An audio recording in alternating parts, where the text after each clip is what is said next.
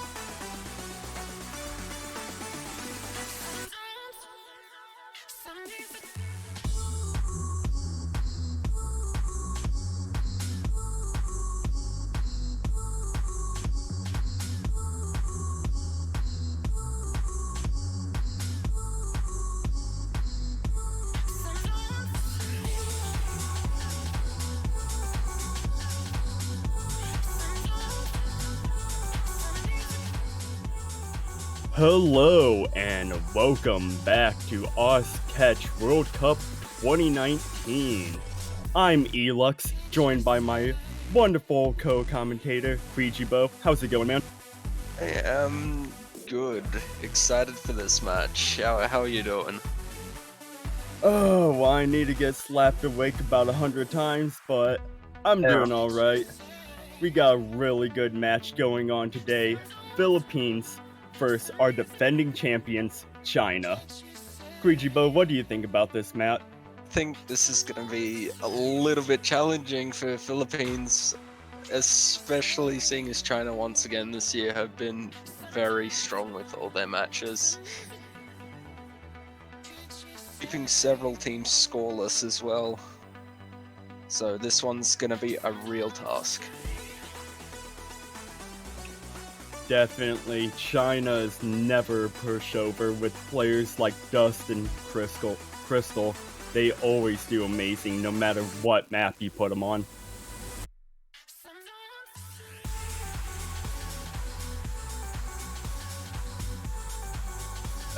And their roster remains incredibly consistent.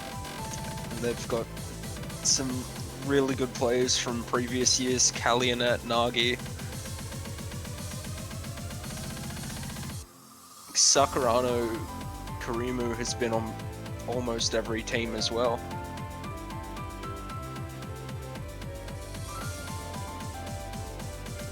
Been very few changes to China's roster over the years, and it's really paid off for them several times. Hey, Crowley. How's it going? Crowley saying hi to everybody in Twitch chat right now.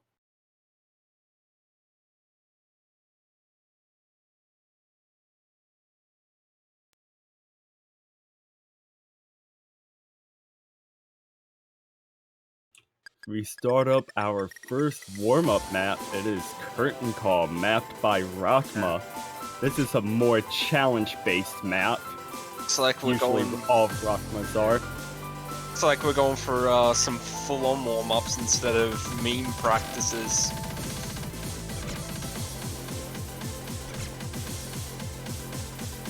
But things are a bit more serious this week, and the stakes are a bit higher. You would think so, but Pierce Crystal is playing some dodge the beat there instead of actually warming up. Of course, he's looks like he's caught something though.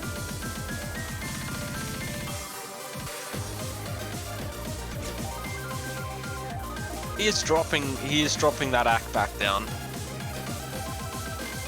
And He's down to look at- 0.16 act. Jeez, Kalyanet's now playing as well. Dusk, it's a warm-up. Come on.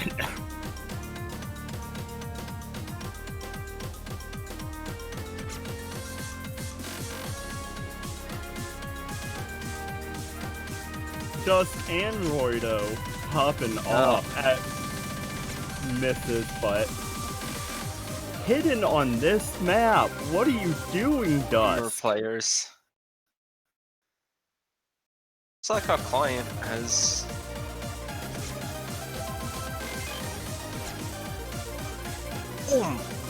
What just happened to Roido? I'm not sure. I thought I was just hallucinating from being tired, but I guess you saw that too. You've got the caffeine stockpile. Well, I am on my second cup of coffee this morning, so I should be waking up here soon. I've got the energy drinks. A bit of a Kyle drink. And it appears that Crystal will be finding a 3 combo. Unfortunate for him, he could not get that perfect 0 score. Looks like in terms of acts forward and reverse, Roido seems to have taken that one.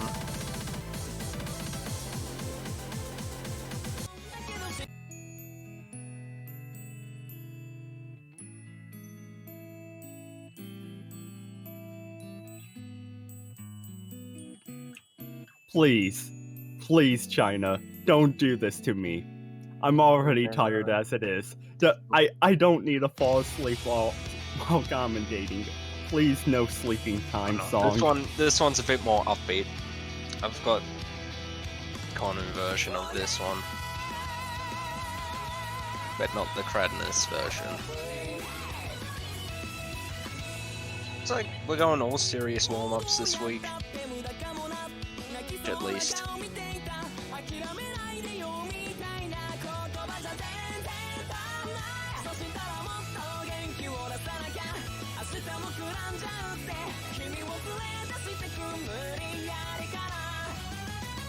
See Roido deciding that curtain call was enough of a warm-up for him as he is dropping out.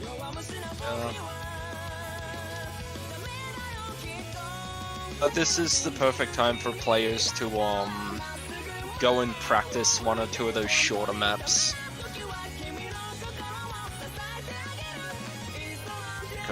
Just anything they feel like they need to practice on a little bit more.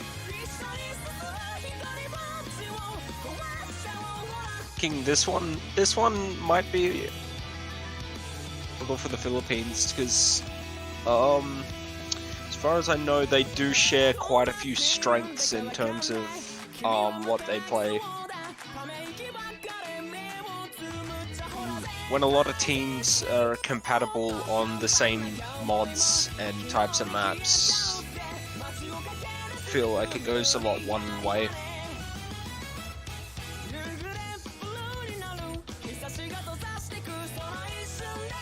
So you never know.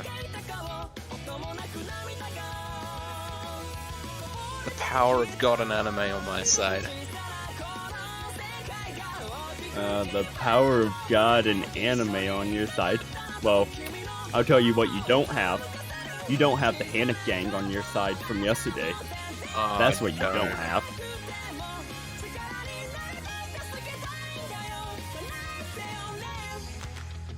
Yet anyway.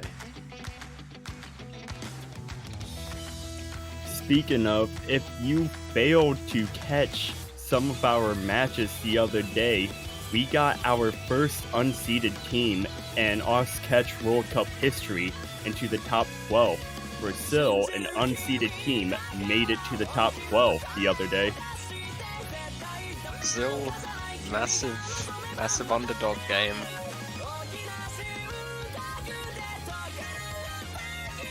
But they have a surprisingly strong team for an unseeded team as well. Oh yeah, and they faced another unseeded team, Sweden, which also had a really strong lineup for an unseeded team.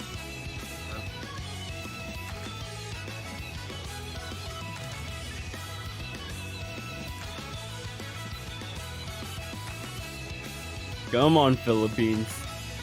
Get your third player in order.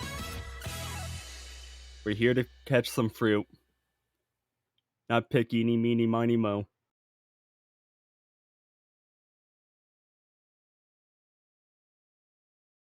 As Momo's a part of the China team now. It's going to be 4-on-2.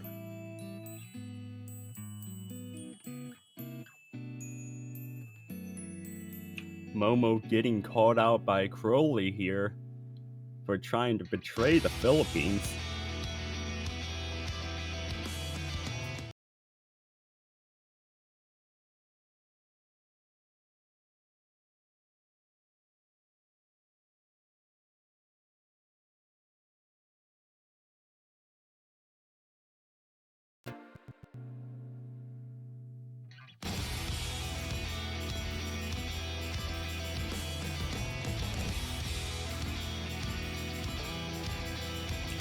So as our second warm-up map gets underway, get your role predictions in the chat. Who do you think's gonna win?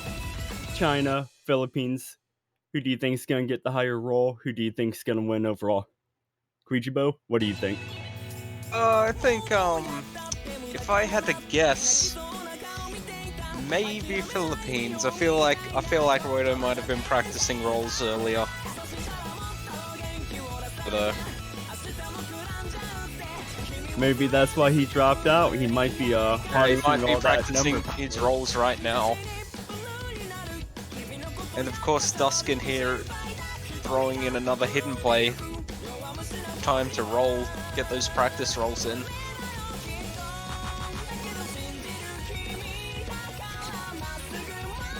Plus he pauses like halfway through the song and just fails to use the chat bar.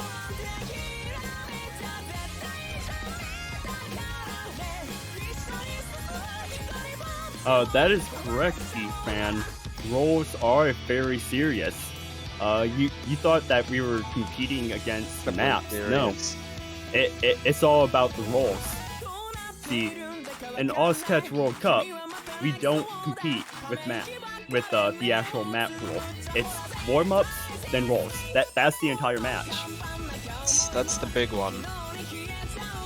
I'm thinking rolls might be a bit low today though. I'm thinking maybe Philippines 32, China 19. Whoa, you're thinking that China is not gonna get a high roll? What's this? I think Philippines can take the rolls here.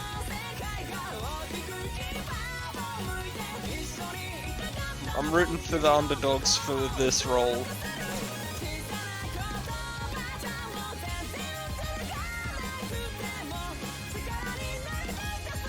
I'm gonna go the Pretty opposite decent on combo that again. one. Dusk. Again, what are you doing, Dusk? It's a warm-up. You don't have to make them suffer.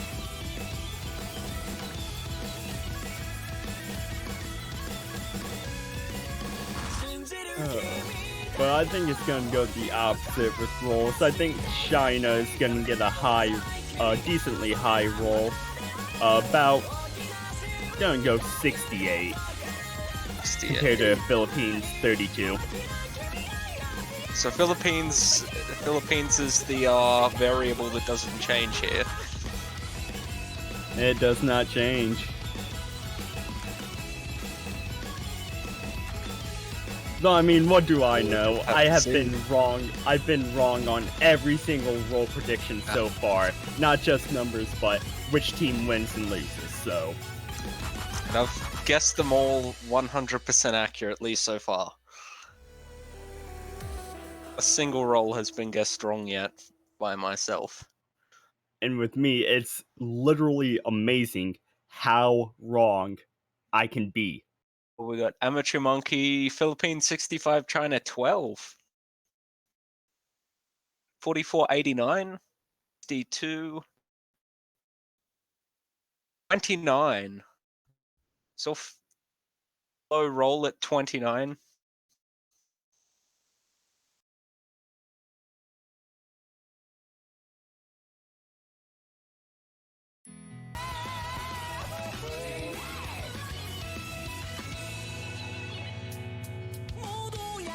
Now, Philippines with the suspense roll.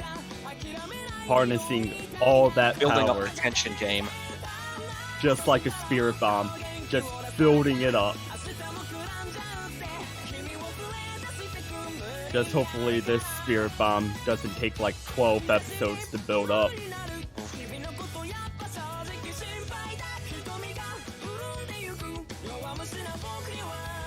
That's a short season right there.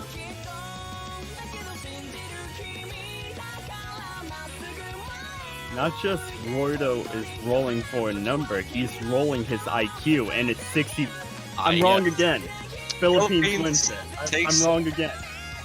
65-29, just as I predicted.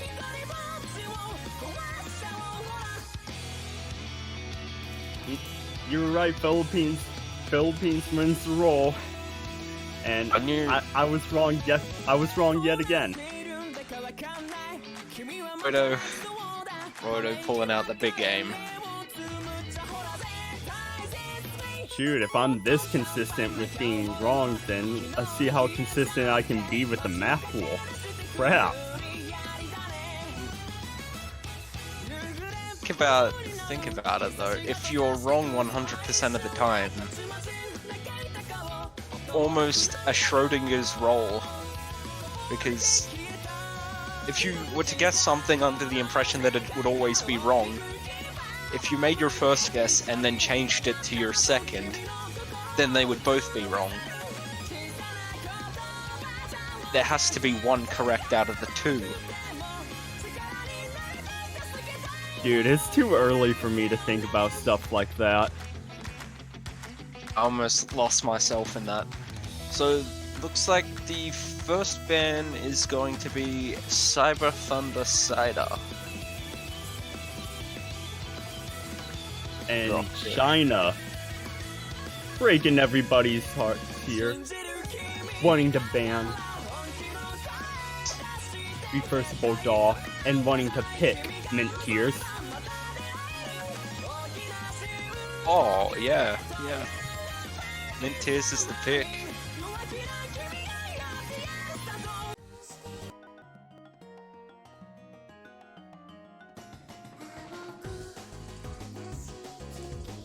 So far, it seemed that almost every single team has been wanting to play Reversible Daw, or at least has not banned it yet. But here comes China, just being the odd ones out. And it is quite a popular pick, and I'd say it's fair game for both of these teams to sort of throw one another off on it. It would come down to that slight miss here.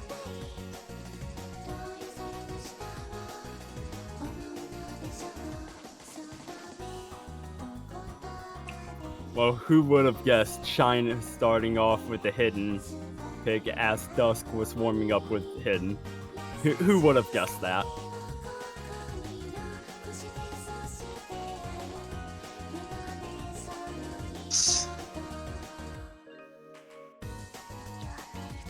Like it's been scripted as insurmountable odds. And it seems that that Boonray was telling Crowley to stop being on Google and looking at anime girls while they are in a tournament match. Boonray, don't you know? Crowley has the power of God and anime on his side. He needs to harness that power to win. That's why you use dual monitors. Girls on one side and then your game on the other. Sage advice by Krijibo here. As we start off our first map, it's Boonray, Roido, Crowley on Philippines first Dusk, Crystal, and Nagi. Here we go. If you have 3 monitors, you can have one either side. In the middle. Boonray. And Crystal will be our first miss for China. Boonray finding an early miss being offset by Crystal. Now Crowley and Roido. Crowley, you good there, man? This isn't warm up. The match is actually starting. Everyone Roido dropping. and Crowley dropping. Everyone dropping. No full combos left in the map. Crystal now does have the slide advantage at the moment, and they've got the combo advantage right now too. Crystal is gonna drop again as all of Philippines hit that 100 combo, but no one's above the threshold yet. And Crystal is gonna be miss dropping again. Crystal, what's going on, man? This is not like you. And Boonray finds a drop. And Roido. That's going to be combo advantage. Back into China's favor. And Crowley's going to drop, and that is going to all but seal this first point for China. I guess so. They're just way too far ahead now. The only thing that might bring anything back into Philippines' favor would be a fail, and that's the end of the map there. China are going to take the first point. The hidden paying off. Despite some uncharacteristic drops by Crystal there, China's going to take that first point 1-0. Going to take that point by 261,000. Yeah, Roido had his nerves get the best of him on that one, and very understandable during this stage. Hopefully he can get those under control, because they can really mess with your mindset going into certain picks, especially if you end up throwing a few points. And it seems that Roido is a bit nervous. And same with Boonray. Crowley, I don't know what he was doing. He missed and then stopped and missed some more. Score v3 soon.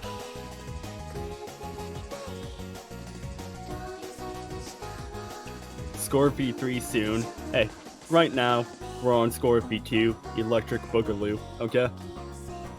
Is it throwing a game if you dodge the beat at 0-5? It depends on if it's in the script or not. Quijibo, actually, if you go to page 92 of the script, it says that it will... I mean, what? You weren't supposed to hear that. Yeah, no, that's next week's script. It's on page 92. Oh, that's right, that's right. We're on page 68 today, right? I don't even know. Manuscript.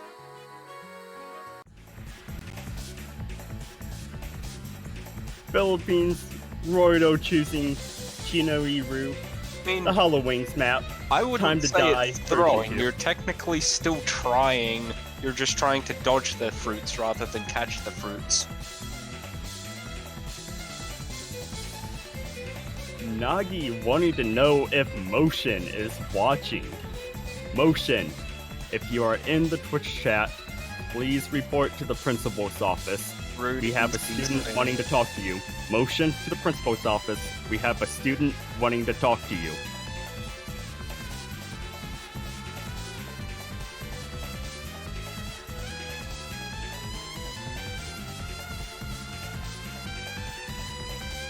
Scripting banned in Osu.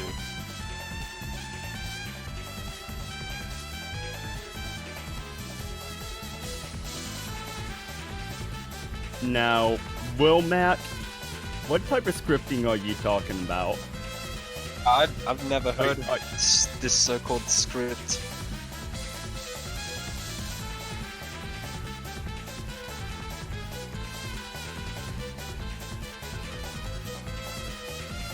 Whole lot of gang stuff, E-Fan. Whole lot of gang stuff. You don't even know what kind of gang stuff is in that script.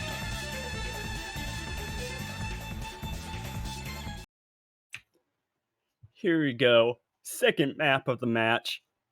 Boonray Roido staying in for Philippines as Momo's coming in for Crowley. Dusk Crystal staying in as Calumet comes in. See, so Philippines going to no mod. Looks like we're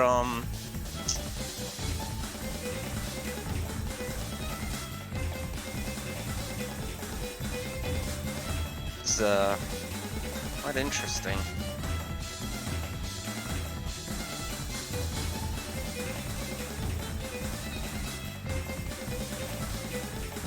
Since that hidden map was a bit slower on the AR, they might be wanting to stick with slow AR as Momo finds one miss and then followed by another miss. That is Probably gonna better to get hand this it myth to out of the China. way now, though. And Boonray finds a miss. That is full advantage for China, as Roido is the only one with a full combo left on the side of Philippines. China holding 2 SSs and a 99.8 from Calumet currently for China's side. Momo finally coming back to that 200 combo threshold as we wait for Boonray to reach it.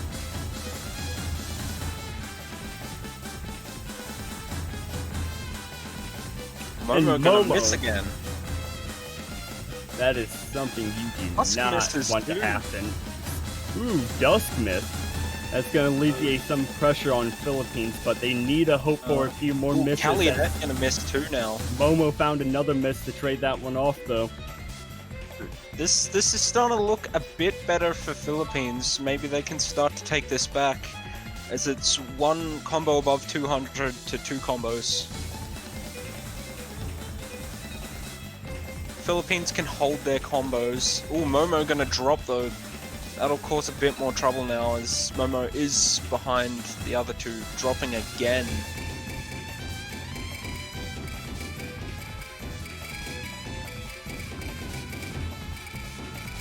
This is where the advantage comes back into China. As Calumet is above 200 now. Crystal, the only one with a double S right now. Not the only one with a full combo, though, as we see Roido still holding that full combo on the side of Philippines.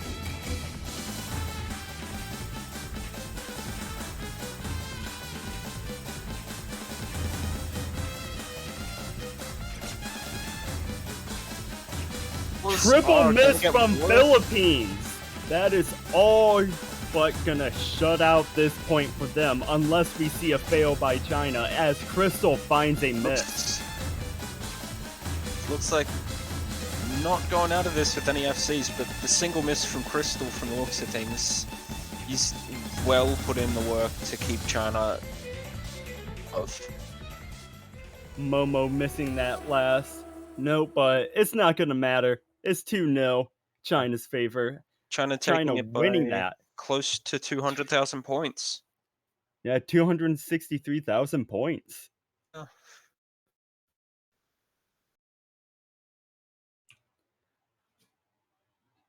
Feel sorry for Momo on that. That was a big yikes there.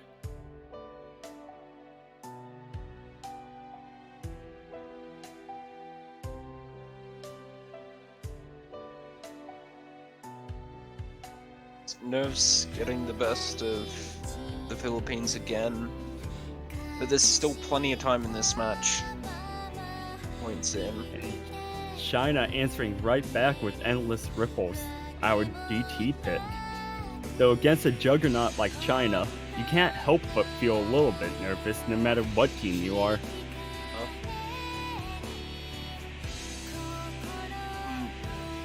The double time pick, I would say China does have an advantage as well.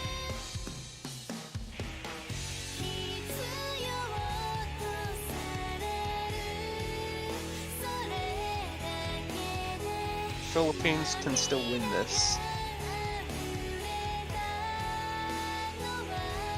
Still plenty of room.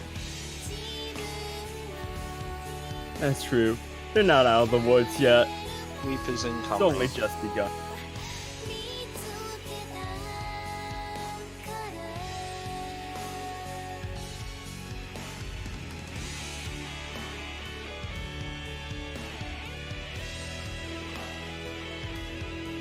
Or if we'll see Kaganame Rin versus Kagamine Rin.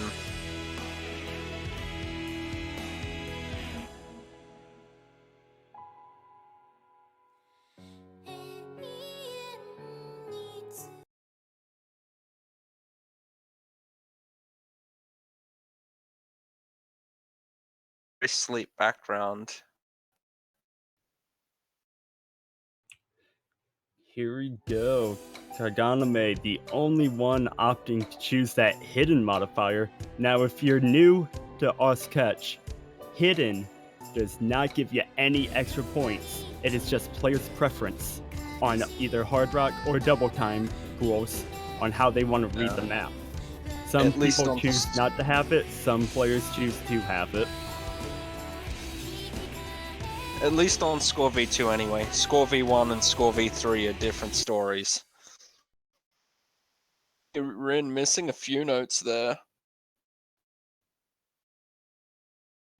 We're just going to take a tactical pause here as we wait for our client to catch back up.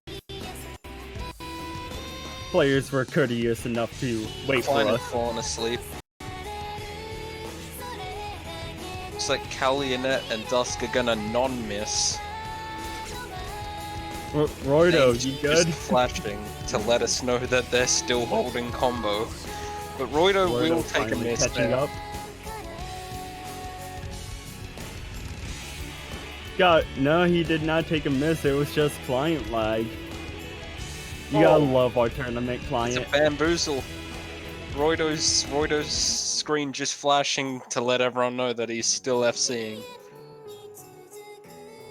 Looks like Kaganame Rin is the only one without an FC at the moment, and they're gonna want at least one or two of China's players to drop now. Boonray finding a drop. This is making the situation a bit more for this point.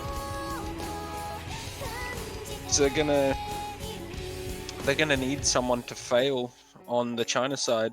One drop is definitely not going to be enough, and China will take this. Kaganame dropping into that 96% act.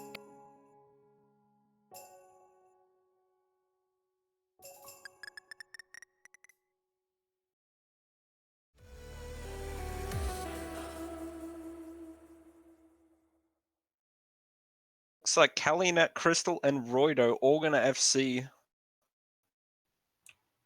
Dusk, your teammates full comboed.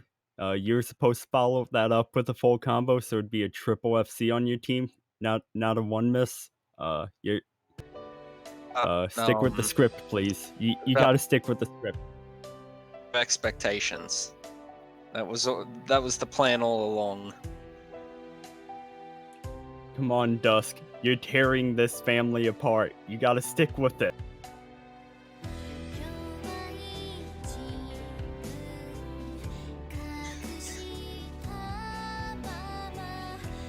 So Philippines get a ban and a pick with our new rules. China hitting 3 points. It is Philippines pan. Now Philippines losing all 3 maps so far. A Nomad, a Hidden, and a Double Time. They have yet to play a Hard Rock map. What do you think they're gonna ban here? Oh, as soon as I say that, they're gonna choose to ban the Comfort DT pick. That's my love. Oh wait. Don't have any bleach this map pool. It appears not. Probably the best choice for Philippines to ban out, though, as we've seen how they did on that last DT pick. Probably the nerves. Yeah. Wouldn't be a good matchup with that slight plate movement that you need on Double Time. Oh, definitely. Yes. Especially with like slightly jumpy low AR patterns to hit.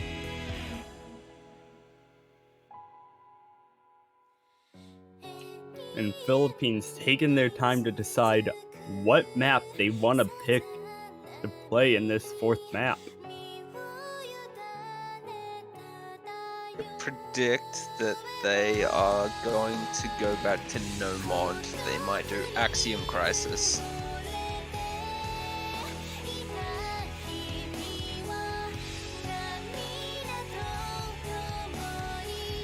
So that's my pick prediction. Axiom Crisis.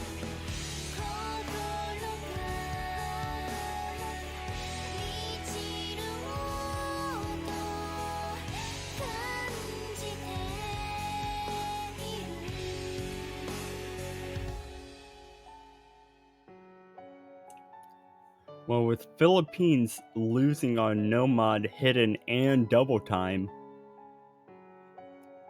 doesn't look too good for them as far as picks goes, as they also banned our Hard Rock Cyber Thunder Cider, so it just looks like overall they are not confident in Hard Rock and are behind on skill against China and the rest of the maps. Maybe that was part of the plan. Maybe they were going to let China think that they couldn't play HR and then put it on later in the game and start the sweep. And there is a Crowley map in there. Some 4th dimensional chess going on. Oh.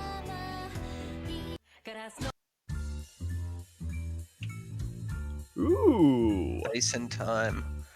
So as I predicted, they were gonna go into the hidden pool and attempt to pull one over China. As you predicted, yeah, Of course, flawless prediction skills. Flawless predictions after it happened. Hey, you can't get your predictions wrong if you predict them after they happen. Ooh. That's some next level. Of course, I would never do something so devious.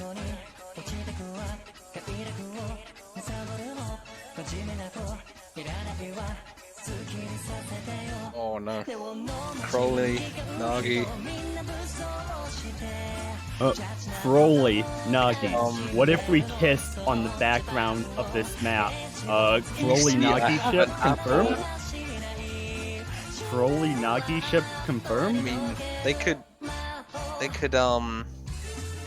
share the apple.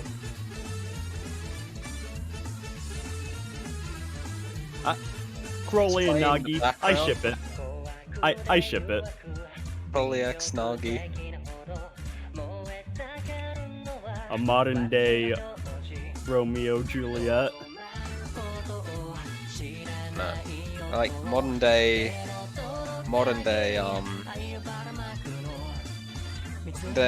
Al Bundy and his wife. What was that? Married with Kids?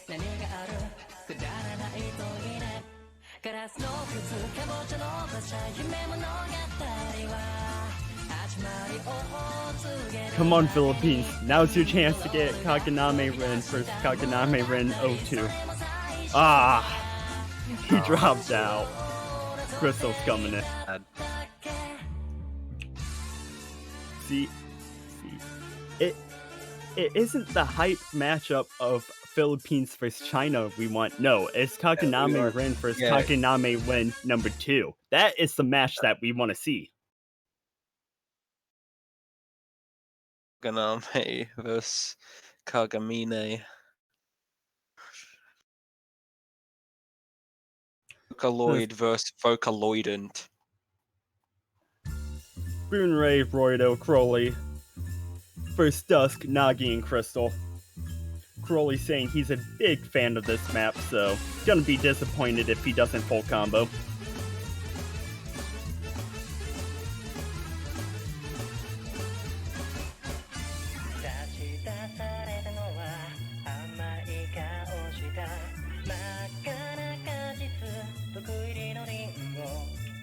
Huge droplet misses by Crowley, but other than that, everyone holding on to a full combo. As soon as I say that, Boonray and Crowley finding a miss as we hit that 200 combo threshold. Gonna be the rock for Philippines again. Gonna give full command to China. It's only the start though, and this map is nowhere near as short as the previous one. So they've got time to bring it back. Boonray and Crowley missing just a little bit before that 200 combo threshold. So Nagi's gonna miss though. This is good for Philippines, as they are both above 200. Yeah, if one more player on China misses, then preferably Dusk or Crystal, that is going to give combo advantage to Philippines, and the score will slightly flip. And there's Dusk with a miss. That is what Philippines wanted to see. As well. And Boonray finding a miss. Crowley and Roido keeping it. Crystal are gonna negative their 200s out, so looks like China does have the slight combo advantage right now. Looks like they're gonna need another miss. And Boonray finding another Boonray. Not able to catch back up to that 200 combo mark before he misses. Crystal missed earlier too. I didn't see Crystal miss. Roido, the only one with a full combo on this map now, holding that double S.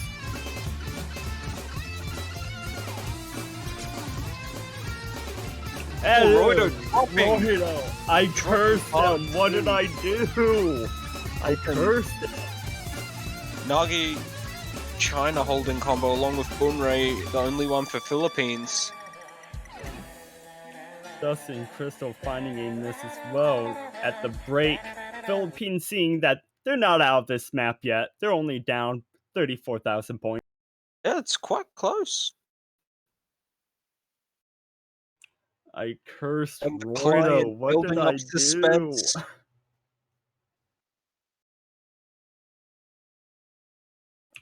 So I am no longer allowed to even look at the side of the Philippines. That's going to be all Kuichibo. I'm just going to be looking at China, as I have not cursed any of them yet. And yeah. Well, they're all synced up, and this is really playing with my eyes right now. But it does appear to me that Philippines does have the slight combo advantage here. Although that's gone now that everyone's above 200 combo. Philippines gonna need a really miss need from China China right now. As this map is closing out, they just don't have those points yet. And Crowley is Drop gonna zone. find a drop, as that This is gonna is seal going to away China. the point.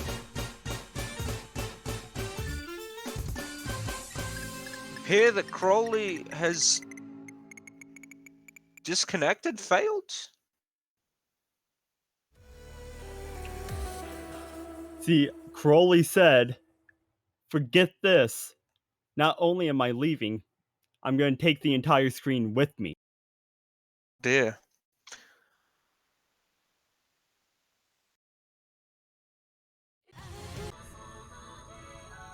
Was this... Did he finish the map before he exited the lobby?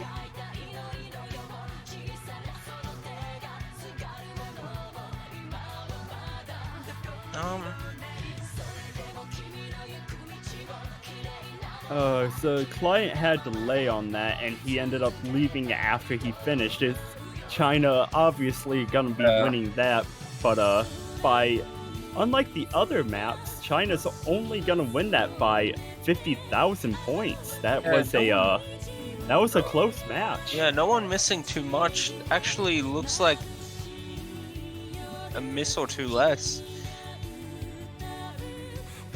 Yeah, 2 misses less. Philippines had to China. 7 misses to 9 overall. And China gonna be picking Heavenly Blue or DT1 pick. Straight into it too. Close this out, maybe with a clean sweep. All we can say is, even though Nelly wasn't on the team for Russia this year, he still got into tournament with his map. Still making a CWC appearance nonetheless.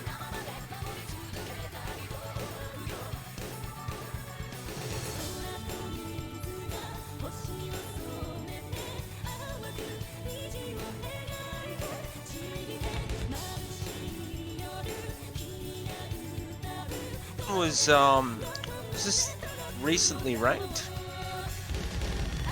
It was recently ranked as Kaganame Rin finding a miss in that hyperchain section.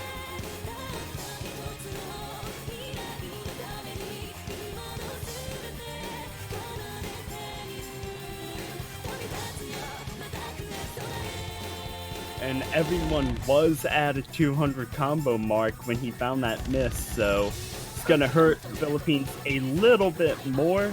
Dented damage, but it looks like he's recovered, and now things are gonna calm down a bit going into this second quarter. Taking another tactical pause as we wait for our client to catch back up. All the players just waiting for us.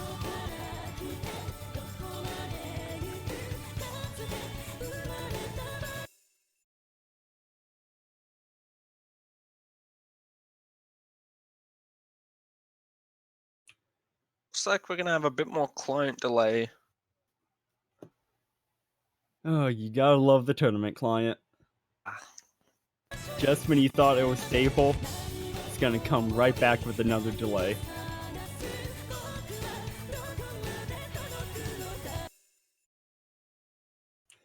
Oh, did Kagame miss? Flash. Miss? Client delay? Miss? Both? Neither? Aim it on the lag.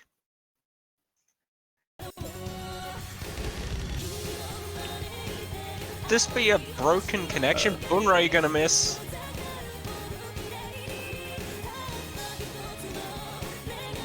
Big concern on the side of Philippines right now. At least one of the Chinese players to disconnect too.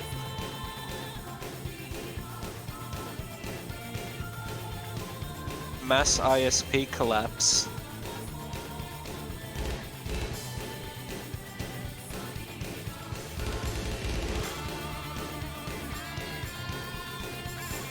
Missing again, with Kaganame Rin stuck the way they are. Or whether they're disconnected or looking at the score difference right now, it would appear that he did disconnect. Second, I do have the multi open. It should show up. Go ahead, check that for us. Again. And China with the 3 FCs.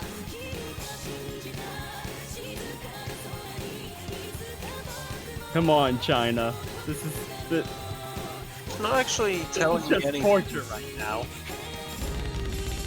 Telling me anything after the switch up between Crowley and Kaganame.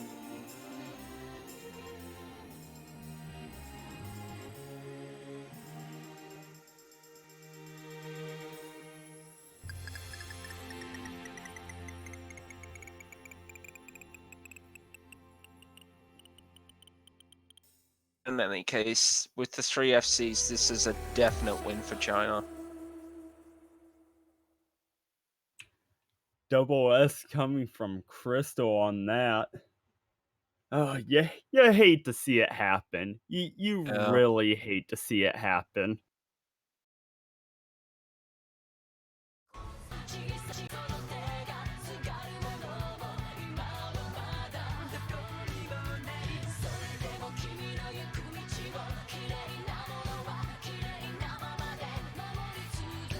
Apparently, Kaganame is still playing?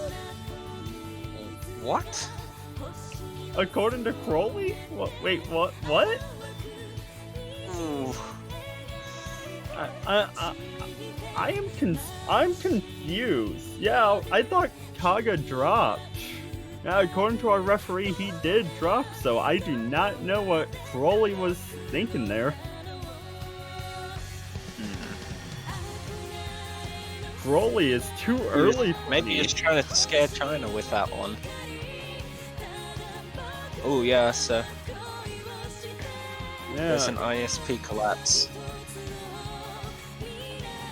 Yeah, with that disconnect from Kaganame, that is going to be China's point by 1,200,000.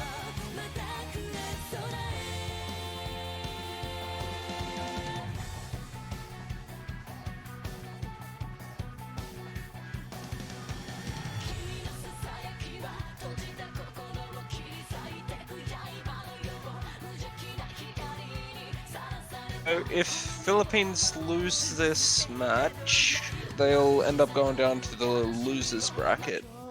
So they won't be out yet.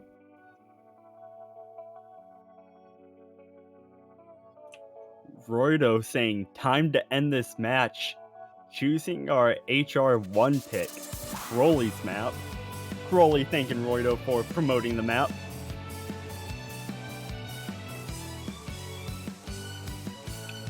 And on talking about promoting, if you have not bought a banner yet, head over to the R store, get yourself a country banner, support your country team. I've already bought mine, got my US banner on my profile. It looks snazzy, looks awesome. I'm still waiting till next year to find the Australia ones.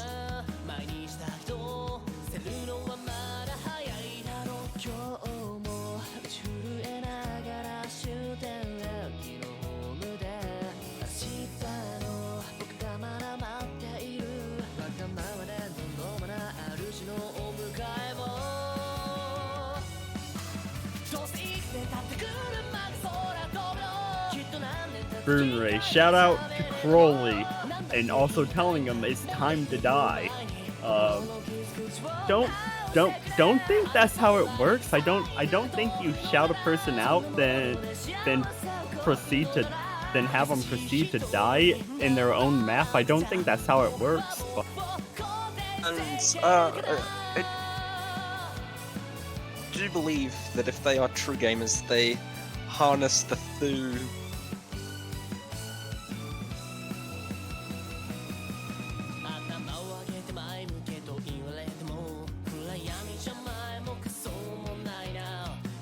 Apparently Crystal is lagging as well.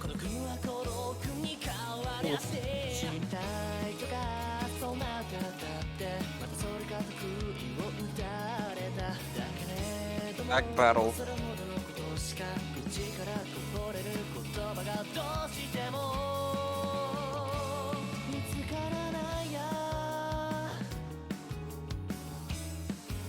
How's it going, JBH? Just get isekai'd.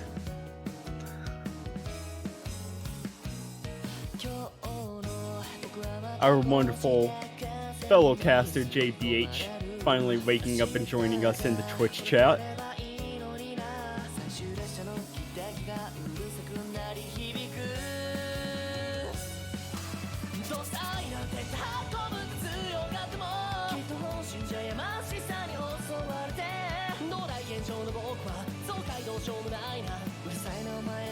So, Kiyosu coming in instead of Crowley. Boonray telling Crowley to yeet off. Just pick him up, chuck him out the window.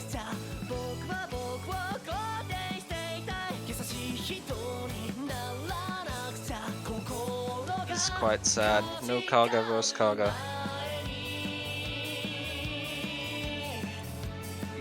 Yes, that is correct. That is match, correct, though. JBH. That is correct. It is not even 1 a.m. It's not even 8 a.m. for us yet. But see, I was awake at 4 a.m. So that's what I mean by finally. So what time is it there at the moment then? It is 7:53 a.m. on the East Coast of the Almost 8 United o'clock. States right now.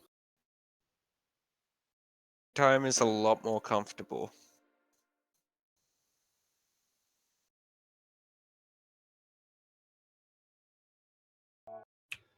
Boonray, Roido, Kiyosu against Dusk, Kakaname number 2, and Nagi.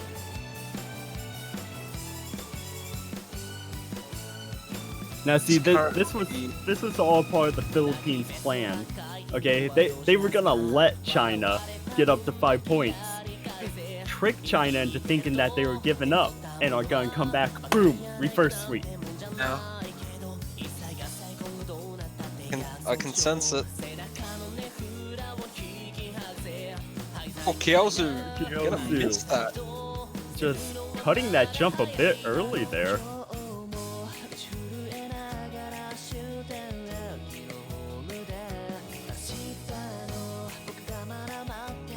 And hey, JBH, my sleep schedule is not that bad. My sleep schedule is not that bad, okay? The past 3 days, I may have only gotten 2 hours of sleep, but it is not bad, okay? Oh, okay. That's whoa! Drops What everywhere. What missed. happened?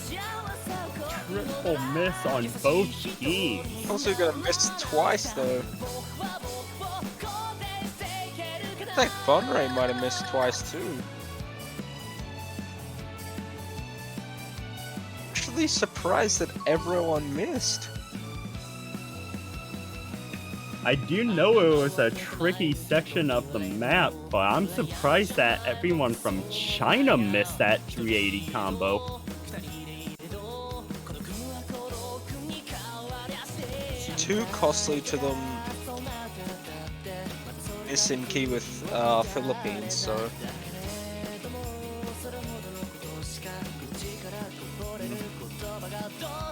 pick up that lead a bit more.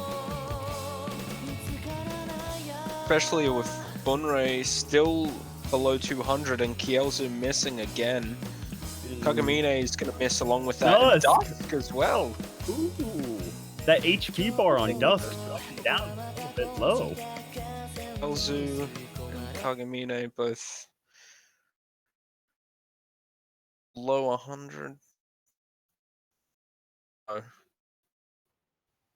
Philippines catching a lucky break on that double miss by China, but they're gonna need more misses come. And client, I think our client needs slapped awake as well as I do. Dusk, do not know yet if that was. Nagi, what? Do not know. We do not know if any of these misses are client delay or not, as our client keeps cutting Nagi in and is out. broken.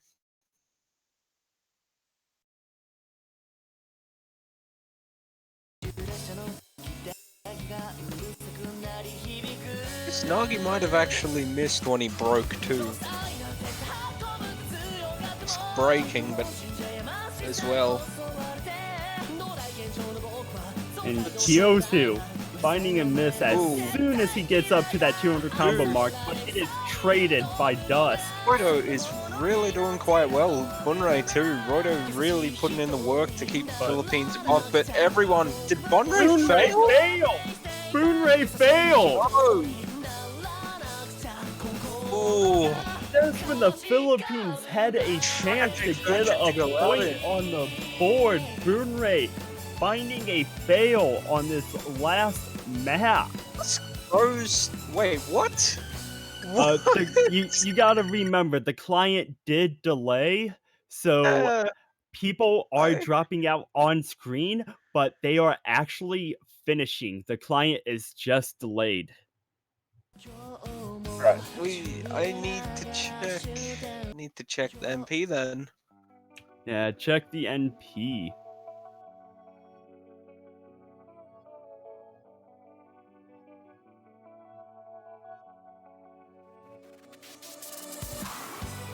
So it would appear that won that by about 94,000 points. Yeah, China taking this match 6-0. Very strong in this quarterfinals match.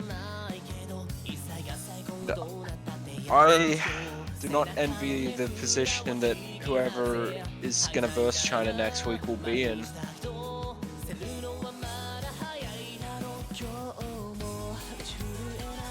Now, according to the NP, Bunrei did not fail. It probably was just the client. Yeah, it had to have been client. Either way, China's win, 6-0. China's still showing that they're a dominant team this year.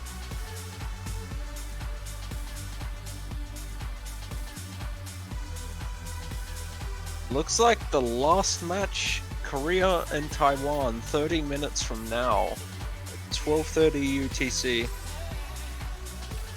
Korea, the #1 seeded team, going against Taiwan. That is gonna be a really good match, as Korea's #1 seeded team with Motion and Hyper being respectfully first and second in the world on the leaderboards, but Taiwan being a really strong team so far in this CWC tournament.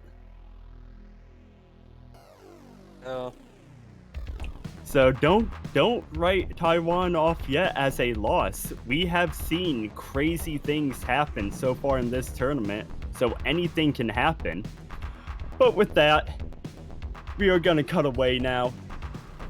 Got 30 minutes until the next match. Stick around in chat, go get some food, do whatever you gotta do. We'll be back in 30 minutes. Elux, signing off.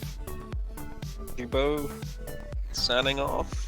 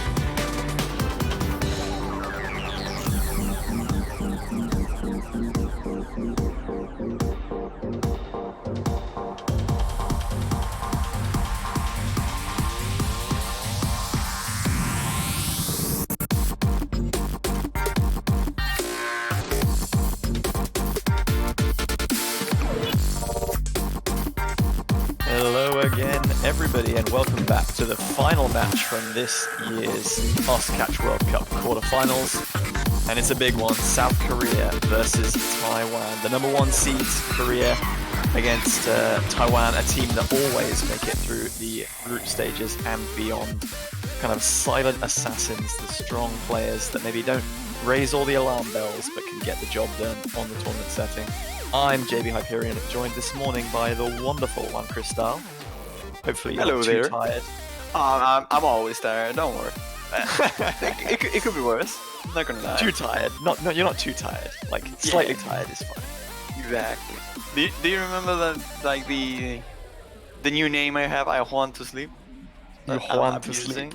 Every single time I am in that like situation. Hey, I don't. So, Korea versus Taiwan.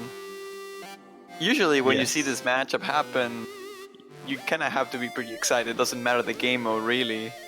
I don't think Catch is an exception, but... I think this year Korea have a team that are maybe slightly above all others. They are the number 1 seeds. They are the pre-tournament favourites, but Taiwan certainly no slouches and should be giving them a good run for their money, we hope.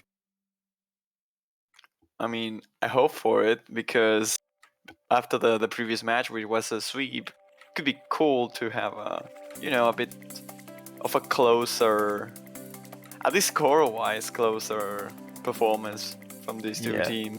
At least to close the quarterfinals in a good fashion in that way. Philippines just not looking like they were quite up to the challenge of China. Hopefully Taiwan are able to take some points off South Korea. I mean, not many people will be predicting them the win here. I think Pick'ems gave South Korea just the small matter of a 100% chance of coming out victorious. But so Taiwan could be looking to ruin some of those Pick'ems if they can get some points on the board. That would be quite the upset, wouldn't it? Well, this is a winner's bracket encounter, so neither of these two teams will be out of the tournament if they are to lose. Obviously, one of them, sadly, will be the loser here. Let me just bring up the bracket real quick. The victor of this match will take on France in the winner's bracket, who had a really strong showing against the USA, winning 6-2 yesterday. And the loser will be dropping down to the loser's bracket, obviously, to play against Hong Kong, and that's going to be a very tough match for whoever ends up there, regardless. Obviously, China lost a few points to Hong Kong in the round of 16, so they are definitely a dangerous team that came through their group stage match 6-0, their round of 16 match 6-0 as well. Well, if I recall correctly, I mean, of course I do, it was the group of death. Like South Korea and Hong Kong also had to match up against each other. Previously, I think it was also 6-3 in favor of Korea. In that group G, yeah, that was definitely a highlight of the group stage. Seeing who would survive that one unscathed. Even South Korea not coming through that group with a perfect 15 wins and no loss record.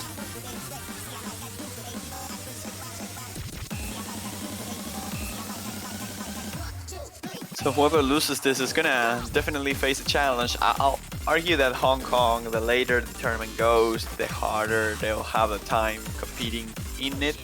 But that doesn't mean that they won't be a problem for any of these two teams. Yeah, they have Touch Me and Latita Sama in particular, who are two of their strongest, most consistent players. The rest of their roster may start to struggle from the following rounds onwards, but in all fairness, thus far in the tournament, they have looked very consistent and very dangerous. So definitely a prefer to win this one, to not risk having that matchup against Hong Kong, which could go either way. Although saying that, the victor will face France. I was terrifying form this far. So, and then if you beat France, then you're facing either China or Chile. So definitely no easy matches, no free passes left in this World Cup. If you want to win, you want to beat the best. at this point of the tournament, you kind of have to expect all the matches not to be easy at all. Once you reach the semifinals level, when there are the 4 remaining teams in the winner's bracket, it's pretty hard to have an easy matchup there. I'll argue that France was looking extremely good against the United States, and I believe that's probably the scariest opponent, especially on semifinals. I feel in the finals poll, maybe Korea had a little bit of a better chance. I don't think they'll lose against France on the semifinals, but it could happen. Yeah, It has a better chance of happening the earlier it is on the map pool. in scrims for this week's stage, the quarterfinal map pool, I think France did actually beat South Korea in 2 different scrims. So clearly they are kind of a very strong team. It'll be interesting to see how they perform as the map pools get much harder, as you say, because I don't think we've really seen South Korea or France, or even China for that matter, be properly tested yet. So we don't know their full potential.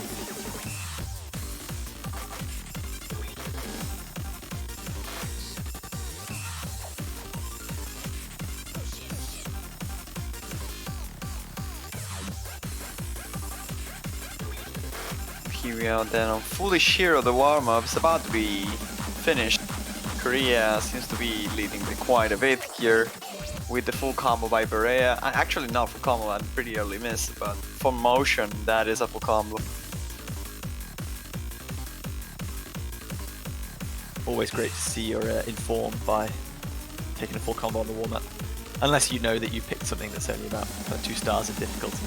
I don't think that's going to give you too much additional confidence in this pool's difficulty. But great performance by Motion, of course, the #1 ranked player in the world at the moment. So he's showing why he has that. Beginning.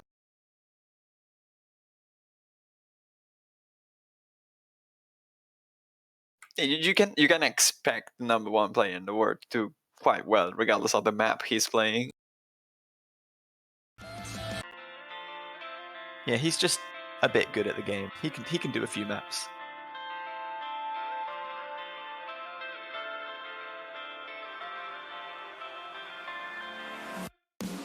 It's interesting though, I never really thought too much about it in terms of catch the beat, or like Osu catch I guess is the name now. I'm pretty old, so I can't get used to it. I still slip into CTV sometimes. I'm like, ooh, whoops, sorry, it's catch now. It's an old habit to kick. But when it comes to rank, really, like, how accurate it is, like, we have seen in this tournament the average rank from the lowest seed of the tournament being quite good already, like about 200 and something average rank. And I do wonder how accurate that rank is for catch, because I'm from Mania, I'm a Mania player, and a Mania main myself, and usually when you see the ranks, you don't really get that much of an idea of how good the player would be. I mean, obviously, on cases like the top 10, you know that those are like gods anyway. Yeah. But I think I would say that, like, it's been a long time since the catch kind of PP system was reworked, and people have gotten used to how to exploit the system for maximum gain and minimum effort. So, like, it is very easy to kind of obtain a really good rank without necessarily being not a good player, but a lot of people you'll kind of see have a great rank, but they only play kind of no mods and they only play a particular style, and the current meta is very speed and snap heavy, which that's the thing that it rewards the most. So I think in the group stage it's not too bad, because most players at the kind of World Cup level can play most mods to a certain extent, or can learn quite quickly.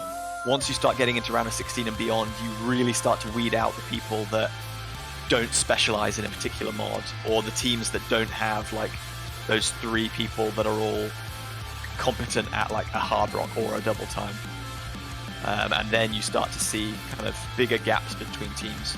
It's kind of strange, because you expect, in one sense, to see, as the teams, like as you thin out the weaker teams, you expect there to be closer and closer matches, but it's often quite close in group stages, then there are a few rounds where there are lots of like 6-0s and 5-0s because you're getting rid of those teams that have great kind of players that can carry on no mod but don't have those specialists. And then towards the end of the tournament, you get back into the closer matches again where everyone can pretty much play everything because they're, as you said, just gods at the game. Yeah, Goosey is always that kind of interesting stage when upsets. I mean, it's not extremely frequent for upsets to happen, but they can definitely happen earlier in the tournament due to, you know, the map was being slightly easier, as you said, and people just being more capable of doing stuff they might not be as used to. Like, they can just learn quickly those maps that might be on a mod that is not particularly comfortable for them. And it's interesting, like, it's really weird for a Mania player to just think about all this stuff because, like, we don't have mods, we don't really have a proper ranking system, so it's hard to judge based on rank. So seeing how Catch deals with it, it's interesting in a way, at least for me. Well, we've had opinions from myself, the Catch guy. We've had opinions from Juan, the Mania guy, and we now have a Tycho, or maybe ex-Tycho, I'm not sure, guy, Incandescence, just about on time for the warm-ups. How are you doing today, friend? I just woke up. I forgot to set my alarm for 8:30 a.m. I set it for 8:30 p.m. I'm sorry. It was very, very last minute, but hello. Mistakes were Good made. morning, good Hello. afternoon, good night to wherever you are watching. I'm actually pretty surprised that you woke up without an alarm, not gonna lie. Well, I wake up frequently, like, I sleep and then around 8 o'clock, I wake up like at 8, and then again at 10 o'clock. If I choose to fall asleep again, I'll wake up at 11. So I wake up frequently towards the end of my slumber.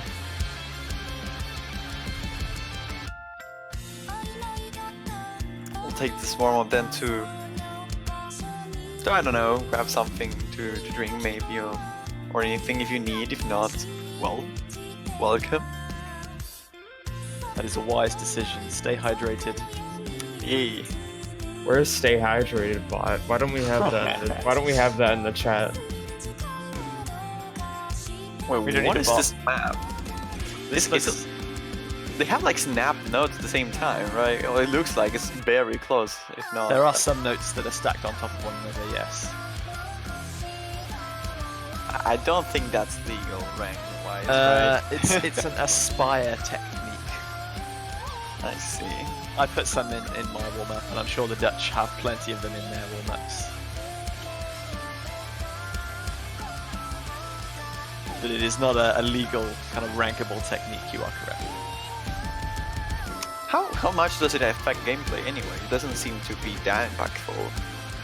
If the two notes that are stacked at the same time are very close together, then you can generally kind of catch them both on the platter at the same time.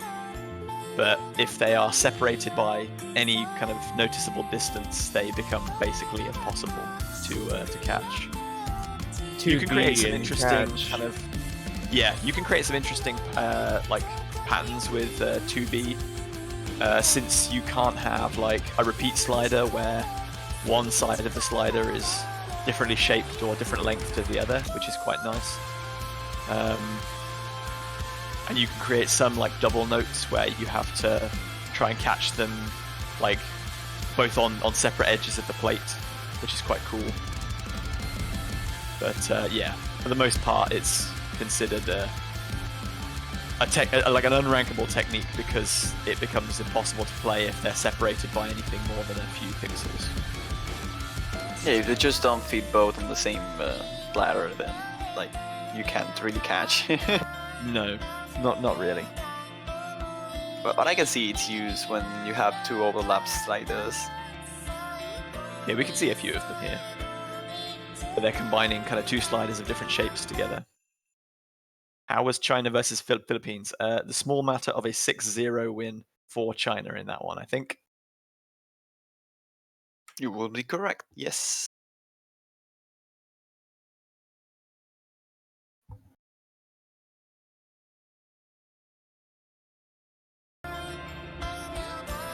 No, Dodo AB.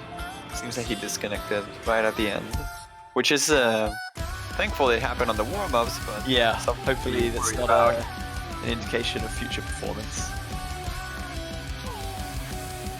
Ooh, roll predictions coming out in the chat again. Puff Butt doing stellar work, thank you very much. Don't forget to say what you think the winners of the rolls are going to be. Let's go for 12 and 62. Ooh, who are you predicting 12 for? Not very generous of you. I'll say Korea. Ooh, losers of the roll, victors of the match. I mean, I expect them to win the match, yeah. So they got to give Taiwan something. They can win the consolation roll. I'll be happy beating Korea in a row.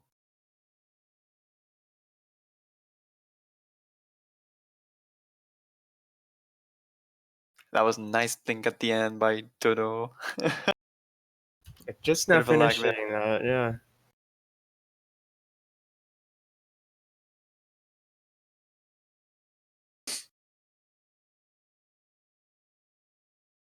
Yeah, nice FC there from Rockmer.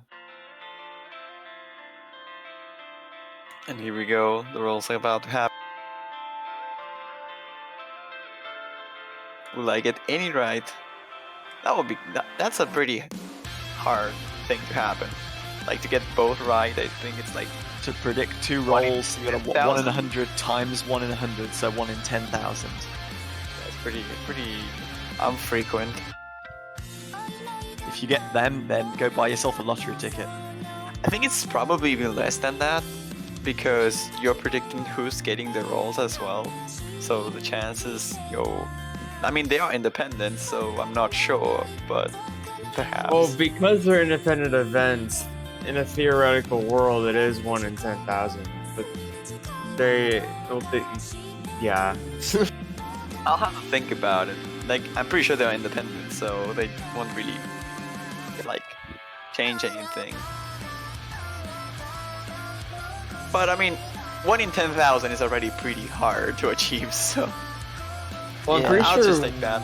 1 in 10,000 is the chance of getting the same number twice in a row. I'm not too sure. No, that's not true.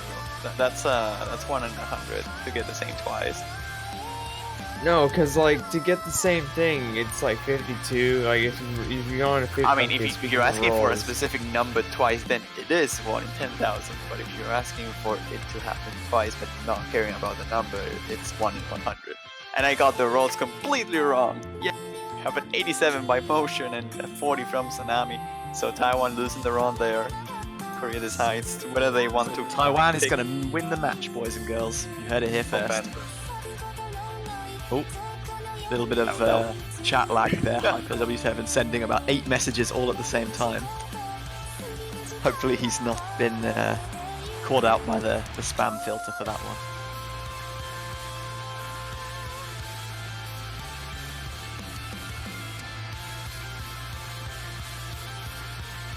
Maths are hard anyway. So Motion's Korea the best decides to one. pick first. Interesting. Oh, that's a roll as well. Can we stop having rolls, please? You're confusing me. QWHJ with the 97, but it's too late. See them rolling.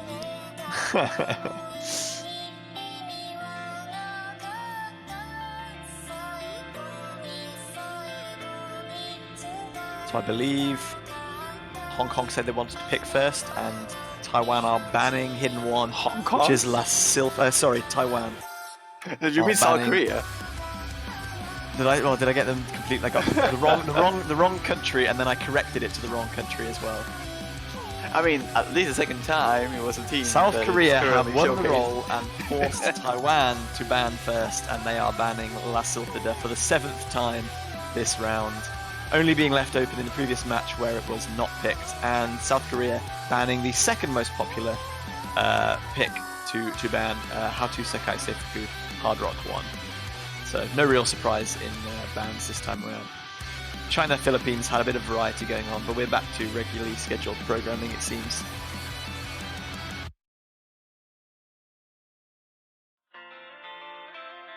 kind of sad that this hidden map has been banned so many times. I mean, Not surprised, but I'm not surprised. It's difficult. It's long. Like, from my personal opinion, it's just not the most exciting map to play, and it's very easy to mess up on. So I'm not surprised that teams want to take it off the table. Sekai Seifuku is also quite long, has several annoying kind of hyper dashes that are converted into edge dashes that if you can hit them, you give yourself a massive advantage for your team by maintaining that combo, and teams just not wanting to risk that slight luck-based factor. South Korea going to be picking Mint Tiers, Hidden 2, the ZH Steven map. So diving straight into Hidden after the early ban in that pool.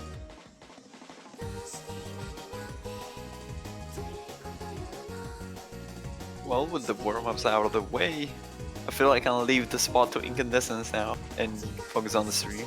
I mean, if he wants to, I don't mind staying, but I do not mind either way. alright then. Have fun commentating then. Thank you very much for your filling in one. Hope Yes, the stream no survives problem. for you and us, of course. I have my mate right here, so all good. Keep your finger on that panic button in case we have some more technical difficulties. Oh, definitely. Because I'm expecting that to be the case eventually. It's the last match, it has to happen. It's so expected, it becomes unexpected.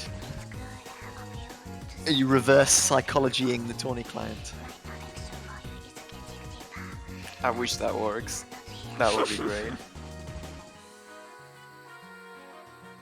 Well, our players look like they are readying up. The map is about to start, and Penn has readied the players into the lobby. Here we go. Mint Tiers, Hidden number 2. First pick between South Korea and Taiwan. The final match of this year's quarterfinal stage of the Oscar Catch World Cup. South Korea versus Taiwan. Get supporting your team in the Twitch chat. This is going to be a tough one for both rosters. They'll need your support.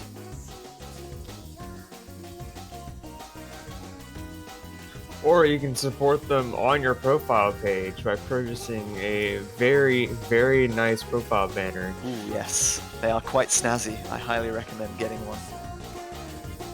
I'd get a UK one, but since we're already out, I kind of feel a bit sad doing so.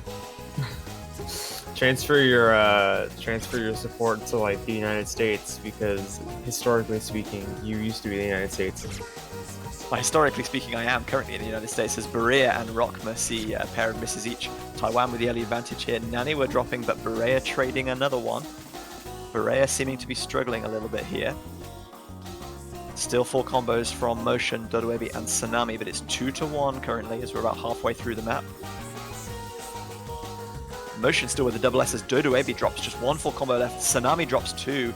That's unfortunate for Taiwan. South Korea have a chance to take the advantage back here, and that score gap is going to be shrinking. Yeah, Rockma and Berea are heading up towards the 200 combo gap here, just to say that Berea is going to find a miss if they don't their own. Dodoebi's going to drop Dodoebi, Tsunami as well, Tsunami. though. Rockma dropping. It's still all on Motion, though. The lead's going to shift to South Korea's favor here right now.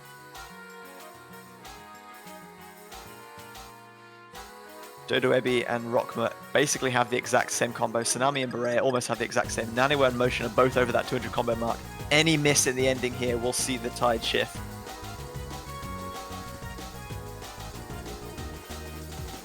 Rockma with the drop, but I don't think it's going to be enough. And I think South Korea just about hold on for that one by Yeah, South Korea- 20,000 points. South Korea barely winning their own pick there. That's a kind of big indicator of how this match may go.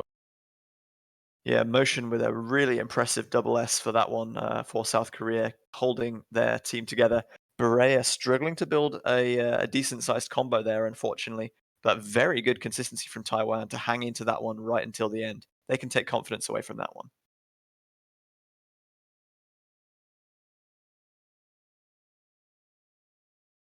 Also, I got Apparently, I was wrong. That was Taiwan's pick, not South Korea's. It's mentioned as a red pick Yeah. on the.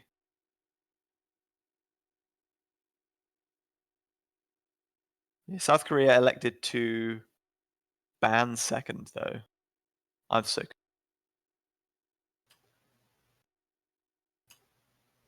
Yeah, Scriptchan's in the wrong order. We're fine. Wait.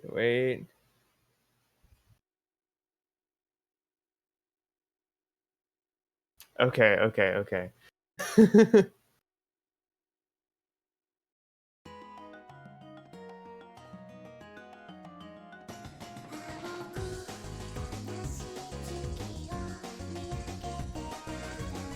Looks like Taiwan are going to be going to no mod with Akiyama Uni's Chino Iro Wakiro, the Hollow Wings convert difficulty. That was a very, very nice pronunciation. I applaud. I've been practicing since last weekend's map pool. I've no idea whether it's correct or not, but I'm just going to pretend that I know exactly what I'm talking about. I mean, it sure sounds people like like- it, so I'll Yeah. give it to you. You know, he can speak Japanese. He knows what he's talking about. Big word of advice for anyone listening: if you have interviews or kind of exams and you have to speak, the first 3 letters of confidence are con. If you can convince other people that you know what you're talking about, you might just get away with not knowing anything. That's my free advice for you today. Use it wisely in your everyday lives. Tough about calling you Mr. Worldwide now.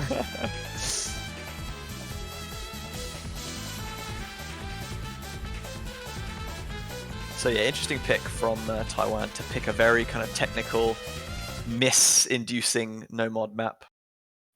If you can get any kind of combo above 300 here, then you can really set your team off to a great start, because there's regular spots for missing every kind of 200 or 300 combo or so.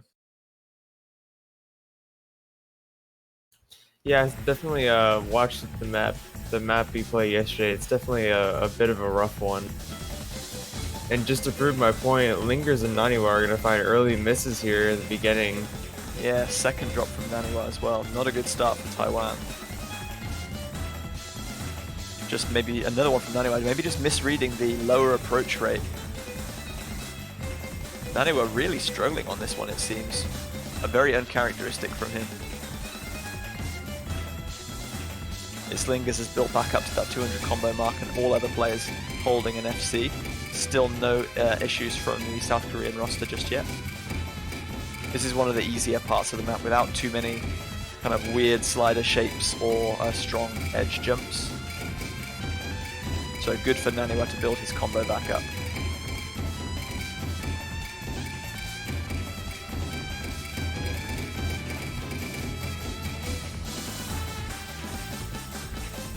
See if any of these little wiggling patterns that are going to come in now catch anyone out. They're going to start getting stronger and stronger. Was that pun intended? Absolutely intended. It's Lingers is gonna find another drop. Hyper Traded W by also gonna Hyper find a W7 drop. as well, Yep. though, yeah. That's the first drop from Korea. We see a triple miss, but 2 of them are on the side of Taiwan. Only Dodo Ebi holding that full combo for the side of Taiwan now. And amazingly, everyone holding through that massive slider velocity kick slider section. Really impressive. Yeah, FC is still being held by Motion, Rockma, and Dodo Abe. And double S's at that.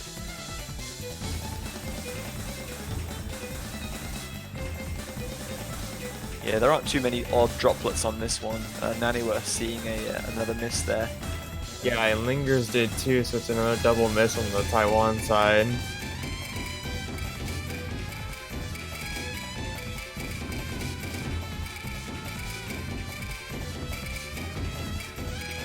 Yeah, this is not looking to be a very fruitful pick for Taiwan here.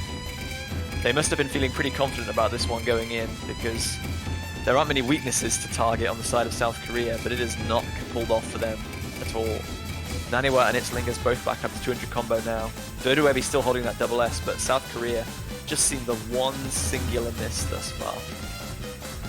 As Naniwa drops us, I don't know how many times it's been now. But he is really not feeling this map. Itzlinger's dropping again as well. I feel like perhaps Taiwan may have decided to take a risk with this pick, and the reward was really high if they would win a map like this, but the risk was also very high. Drops from Rockma and again from Hyper W7 at the end there, but not to be. Motion still holding that double S. Dodoebi taking an accuracy hit right at the end, but also great FC from him. But Itzlingers and Naniwa just not able to catch up with the rest of the players in this one, unfortunately. That is going to be a victory for South Korea, and it's a break point. Their turn to pick again. 2-0 South Korea.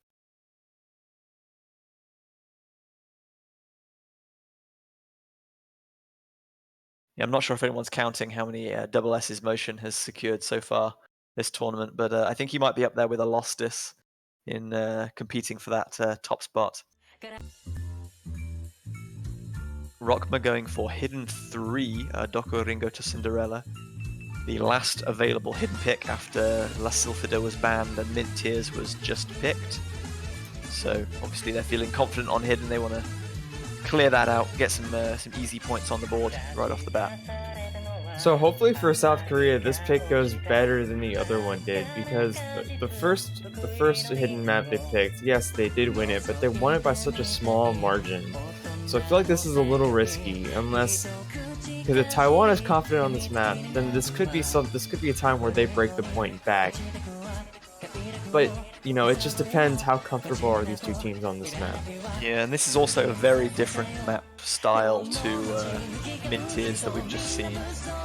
The approach rate is slightly higher, the BPM is much higher, there's lots more density, and quite a lot more movement in sliders as well.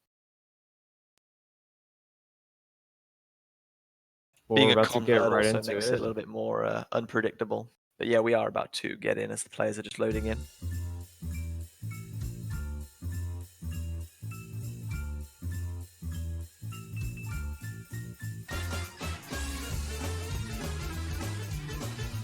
Naniwa again with another early drop.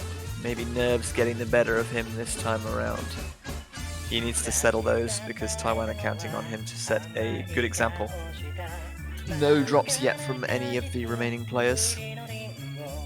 Well, if there's any time for nerves to hit, it's definitely best for it to hit at the beginning before everyone reaches that 200 gap, but he still does have some ground to cover. As long as that kind of first drop doesn't make you panic and induce more, then yeah.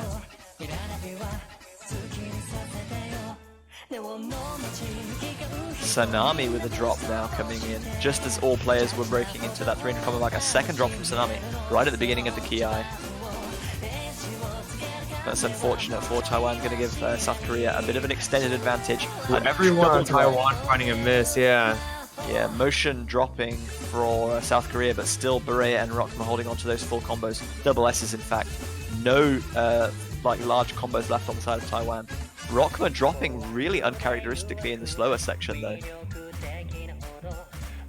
Berea, the only FC left in the lobby. Everyone else slowly climbing up towards that 200 combo gap. Tsunami's there. Motion's almost there. Naniwa and Dodoebi also almost there. Rockma has a lot of ground to cover. Just as Dodoebi was about to hit 200 combo there, he breaks again, so that gap is going to continue increasing at this point.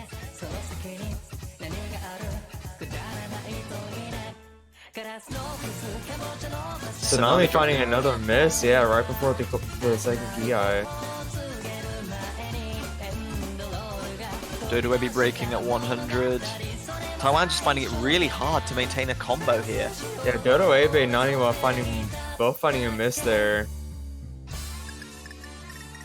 South Korea has recovered nicely from their few misses that they've got.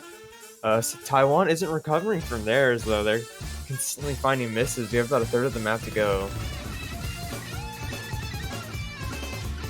We've got a nice little solo section with a tricky-ish hyper dash chain pattern at the end. SV has gotten really big here, so players will need to be dashing earlier than they would normally would. Tsunami is really starting to struggle here, though, and Dodoebi is going to drop some more too.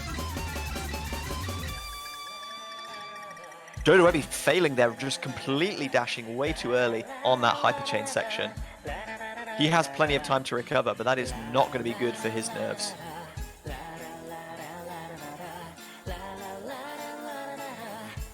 Yeah, the HP on this map is 7, but it's not dangerously high.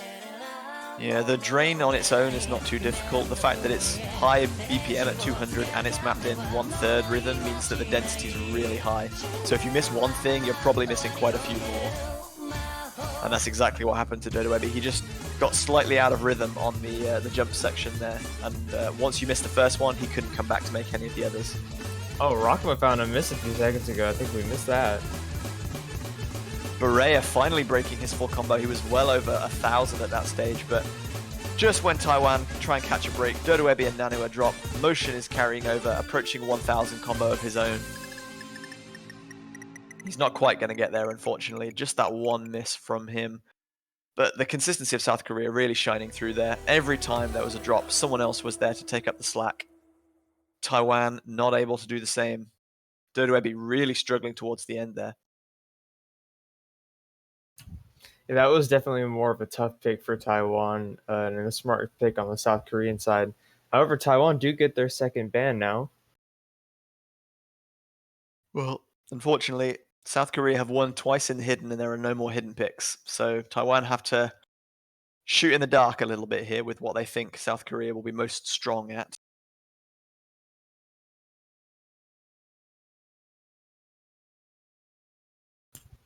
Double Time 2 is their pick. So that's going to be Banned. Endless Ripples. That is a map that we've seen banned in the first phase a couple times and also in the second phase. So Taiwan, pretty strong at double time in the round of 16, but obviously not feeling like they want to try and repeat the feat against South Korea, or at least not on that map. It's been notorious for claiming victims, as it's got a high approach rate but a very low BPM and slider velocity, so very easy to overshoot and drop. So obviously they just don't want anything to do with that one. So Taiwan 3 points down, but only halfway to victory for South Korea, and they get to pick next. So hopefully they'll select something they can fight a little bit closer on this time. We'll wait and see what that may be. The question is, well, there's a lot of places to go, but even beyond this pick, Taiwan has a few more picks left. You know, they lost on No Mod, they've lost on Hidden. Double Time they've banned. Against a team like South Korea, it has to be so hard to know, like, maybe this is where we should go, because you can feel confident, but oh my goodness, South Korea they're is absolutely a nightmare to kind of strategize against. But Taiwan are going to be going for Interlude from Loki. I don't think this is a map that we've actually seen thus far, or at least certainly not one that I've seen played in any of the quarterfinal matches. So they've gone for the second no mod convert after the Hollow Wings convert, so we'll see if they prefer 1/2 jumps to 1/4 jumps here.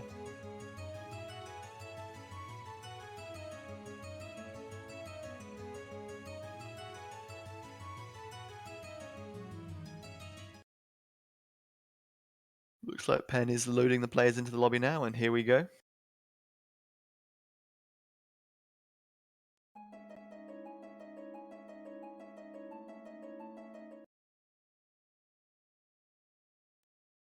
R18 making his first appearance in the quarterfinals for South Korean roster.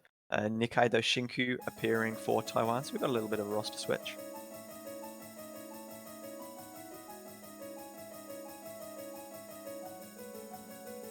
So this is 2 minutes of nothing but 1/2 jumping.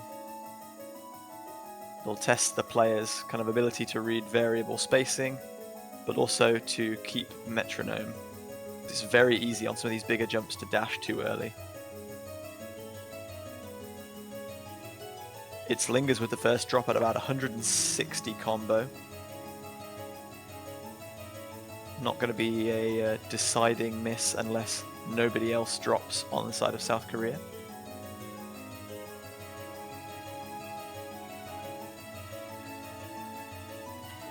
everyone else holding phenomenal performances here. No one wavering, except for Yeah. Eight Lingers. Very, Nikaido very Shinku. Nikaido Shinku. Yep. And Dodo Dodo Abe also. no combos No left on the FCs, side of yep. Taiwan. So Taiwan's picking of no mod convert strategy has not played out well for them thus far. Triple double S still on the side of South Korea at the present stage, coming into the final third of the map. We've got some absolutely huge 1/2 hyper jumps being thrown in now. Berea, the first drop from South Korea, but it alone is not going to make a difference. R18 drops as well. Motion still holding on to that double S. It's Lingers dropping for Taiwan just as he was about to hit 200 combo. 2 large combos on the side of Taiwan, but it's not enough time. South Korea are going to take that one, I believe, with a fairly convincing 100,000 point victory.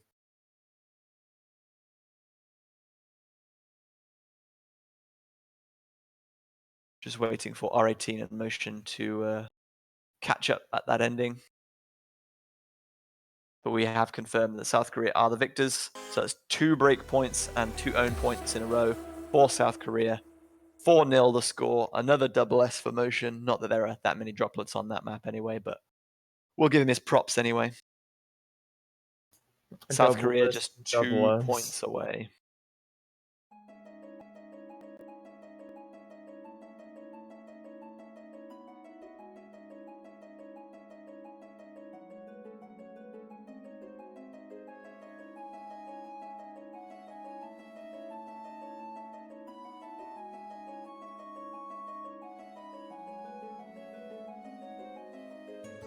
Dodo seeming a little confused for some reason. Not sure whether that refers to Taiwan's performance on that previous pick or something else. But South Korea are going to be moving to Hard Rock now that they've exploited the hidden pool. Moving on to Days.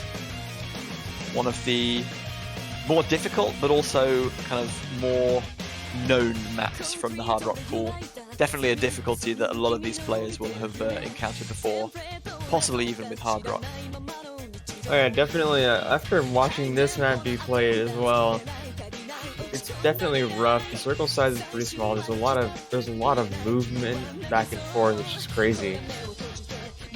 Yeah, this is one of those slightly older specifics that had more of a focus on kind of stronger regular dash spacing. So a lot of those jumps become really punishing with Hard Rock being added and circles being smaller.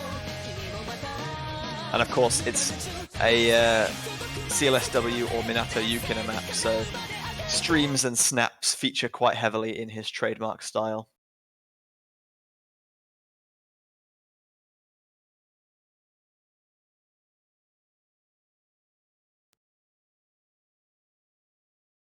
Ooh, Motion's being given a 1 million point advantage.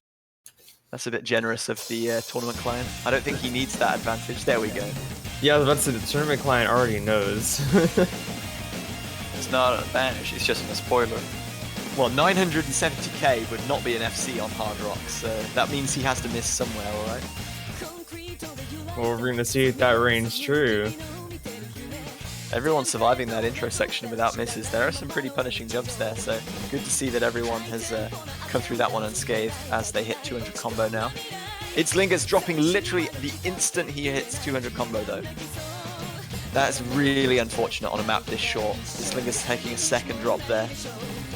There's almost no chance to build your combo back up once you drop. QWHJ also found a miss to trade with Lingers, but Lingers found 2 misses. W7 dropping, that's going to give Taiwan the advantage. If Nikaido and Dodo Ebi can hold combo here, then Taiwan will take this point. This is a very short map as we head into the more intense section of the map. It's Lingers going to find another several drops though. That advantage is shrinking rapidly, and I think South Korea are going to take this one back. Another drop from Lingers is probably going to secure it, but QWHJ drops as well, and he's dangerously low on hit points. HP drain on this is really quite high. Can he survive? The lead is slowly going to Taiwan. It's stopping. Oh my goodness. Dodo Ebi finding him at the very end. Yeah. Oh my goodness. Ooh, that one was very close, but it is a 5th and almost and a penultimate point for South Korea. They're at match point, taking that victory by only 30,000 points. Really unfortunate for Taiwan. They just had drops at the most unfortunate of times. Dodoebi with just that one miss. If he could have held on, maybe Taiwan would have been able to steal a victory there. Another double S for Motion, though. As expected, it was not a spoiler. He did even better than the tournament client was predicting for him. And South Korea are now at match point. Taiwan have one chance to stay in this one. They might only have one pick left.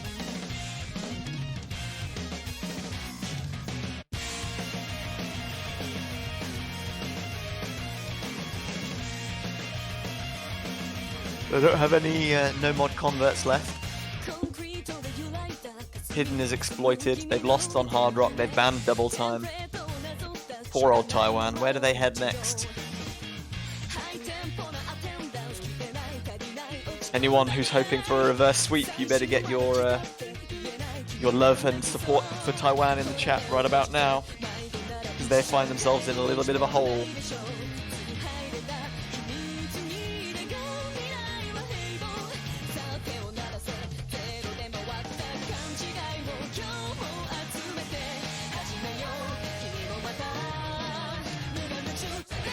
Now they were asking, can we nerf Motion? It's a bit late for that one, I'm afraid. Yeah, it should have happened at the beginning.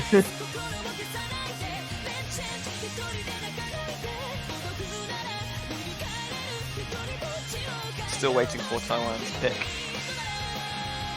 Where do they go? Yeah, it's definitely a tough pick for Taiwan. They're gonna go with double time 1. Interesting. Banning DT2, but electing to pick DT1. This is obviously a much more flowing map than Endless Ripples, but it's so long, and the approach rate of 8.8 with double time takes you up to 10.2. So this is a map that requires such extreme levels of concentration for long periods of time. Taiwan have some handy double time players, but South Korea do also. This might be more of a desperation pick than a comfort from Taiwan. They gotta try something a bit more left field here because no mod is clearly not working for them.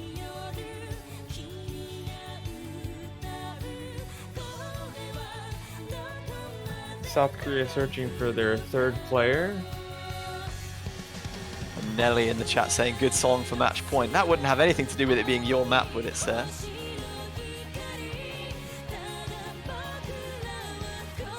No motion for now, okay. South Korea not putting motion in for this one. Berea, Rockman, and QWHJ the roster. Tsunami, Dodoebi, and Nikaido Shinku going to be lining up for Taiwan in what could be the final game of the 2019 Lost Catch World Cup quarterfinals.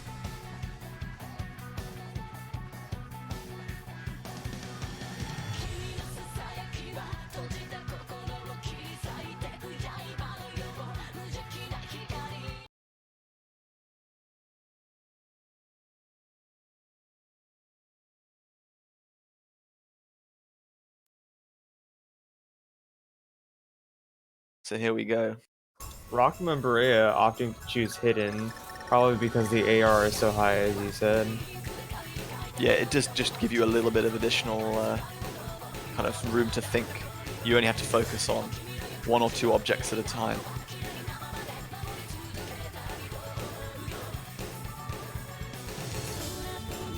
We've got about 3.5 minutes of AR 10.2 as Dodoevi sees the first drop on the side of Taiwan.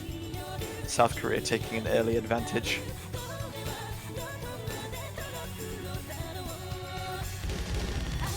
Dodoevi and Tsunami both finding misses.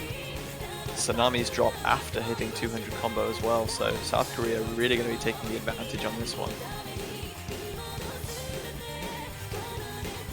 Nikaido is there to soften the blow, but not too much. No one on South Korea has seen a drop yet. Yeah, 2 double S's and Rockman with just a few droplet slips. Tsunami and Dodo Ebi both back up to 200 combo, so that gap has stabilized at about 60,000 points at the moment.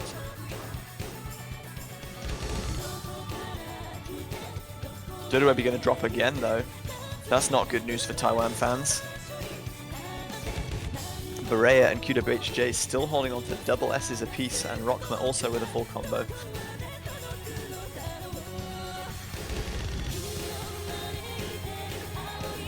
This one's starting to look a little bit one-sided as we hit the halfway mark. South Korea not even looking like they're going to blink yet. There's lots of map to go. Taiwan's going to have to hold their breath and hope as Dodo Abe gets back to the 200 combo gap that South Korea is going to find a misses of their own. Tsunami's going to find one of his own, though. Yes, Taiwan hoping for misses, but not from their own players, unfortunately.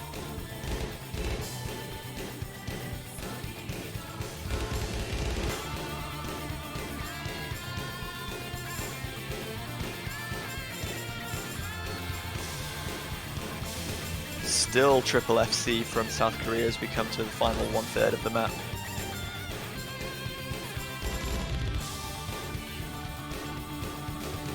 Dodo Abe, Berea, and QWH all finding misses.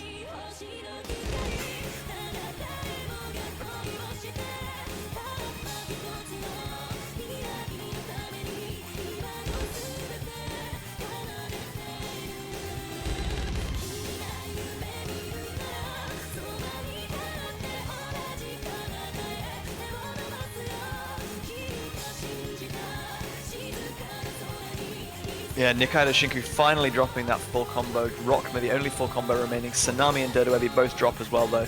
No combos left on the side of Taiwan. Berea and Kido HJ, after their previous misses, are back up at 200 combo. There's just one fairly kind of sensible, calm section before the end of the map, and I think this one is going to be a very convincing victory for South Korea. A 6-0 sweep of a very strong tournament team in Taiwan. They will be advancing to the semi-finals.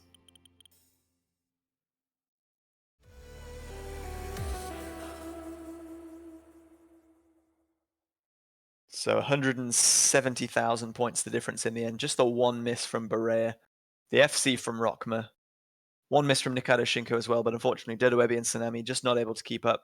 A great match despite the 6-0 scoreline indicating it was not as close as it actually was. Congratulations to South Korea. They will progress to the winners bracket semi-final. Taiwan have not been defeated yet, though. They will remain in the tournament, dropping down to the losers bracket, and they'll be having a tough contest next week against Hong Kong, who were victorious 6-0 over the United Kingdom earlier yesterday. So they got to refocus and prepare for what will be another tough encounter for them. And so that will conclude our quarterfinal matches. 8 down. 4 teams have sadly left us.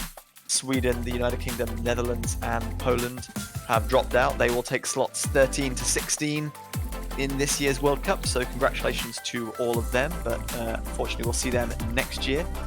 Brazil, Hong Kong, Germany, and Mexico all survive in the losers bracket, and they'll be joined by the losers of yesterday's winners bracket matches.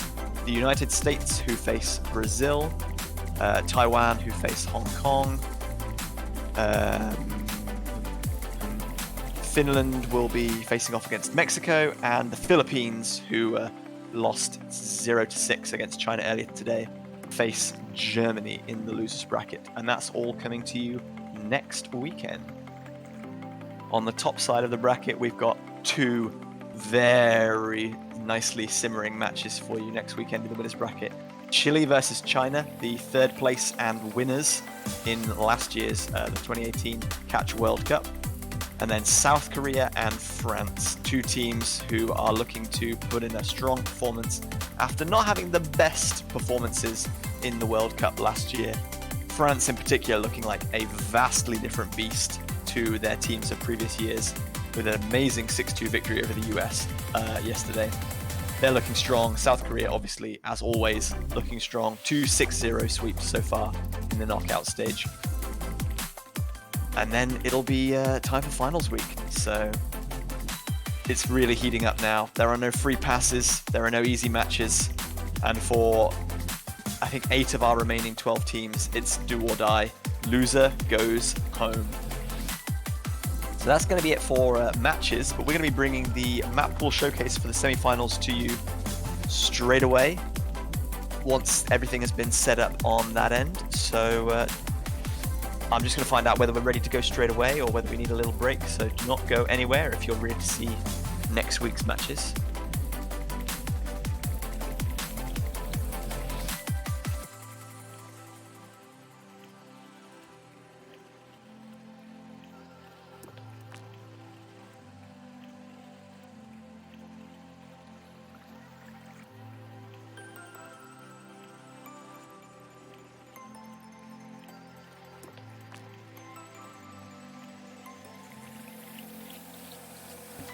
Okay, so it looks like we will be going to a short break between 5 and 10 minutes whilst we set up the map pool showcase.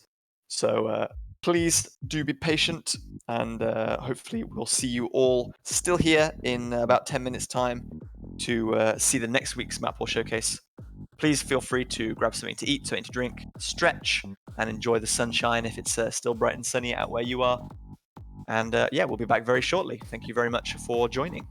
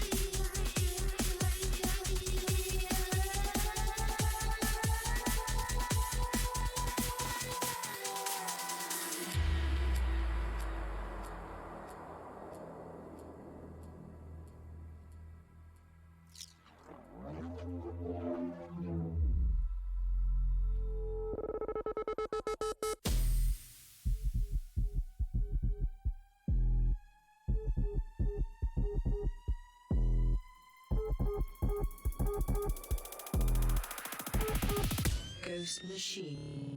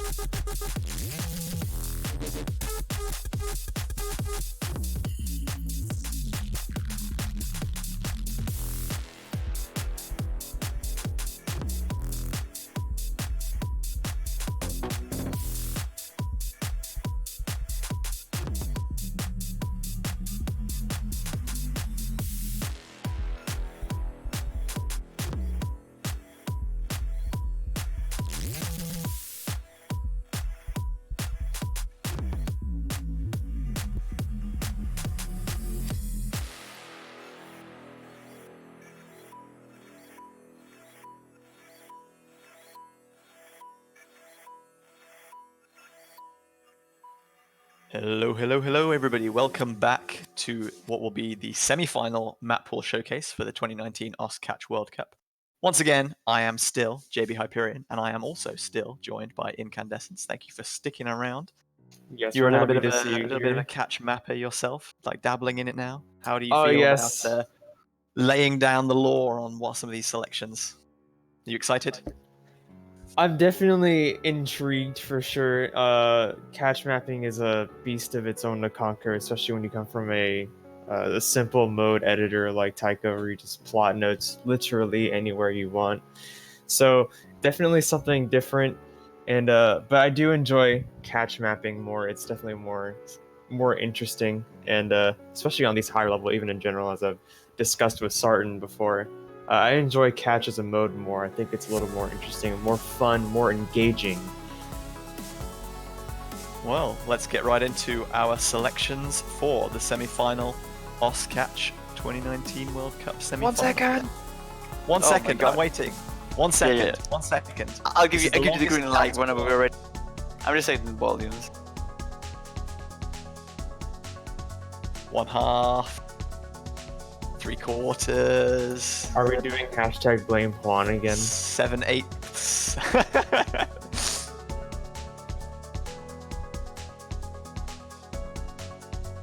9/10, right? Yep. We'll get up to 1/10,000th soon, like we were predicting with rolls. Are we good to go? I'm so eager. I want to get on.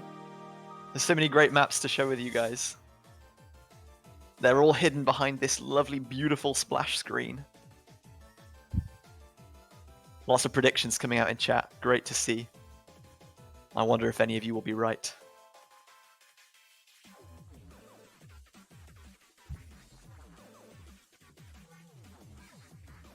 There's the blame one.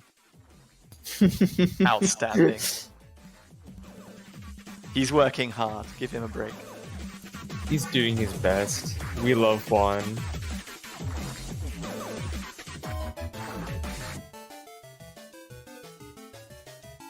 I think you can listen to something now. Yeah, you're getting a spoiler. If any of you recognize this one. And there it is, making only his second ever appearance in the Oscatch World Cup map pool. It's Mr. Magic Bomb with M2U's Marionette. We are returning to the M2U World Cup after we've seen their very prevalent artist in years previously. This is a map set that I have had the pleasure or maybe displeasure of playing a large number of times throughout the modding process. This is alternating between a very calm opening and kind of post-ki section, and a very intense bursting section in the ki with lots of doubles, lots of snapping anti-flow patterns, and some really strong jumps. This is going to be one for players who have great catcher control and are able to both stop and start moving very quickly after changing momentum. There's definitely a lot of wiggling going on in this map. Yeah, the first ki is throwing in a lot of these kind of 1/4 snaps to one side in a single direction, and it's later on going to bring in some kind of double tapping sections as well, where you have to kind of snap walk from one section to the next. Back into a calmer section now, but even this is pretty intense in its own right. You have a fair bit of hyper change showing up now too.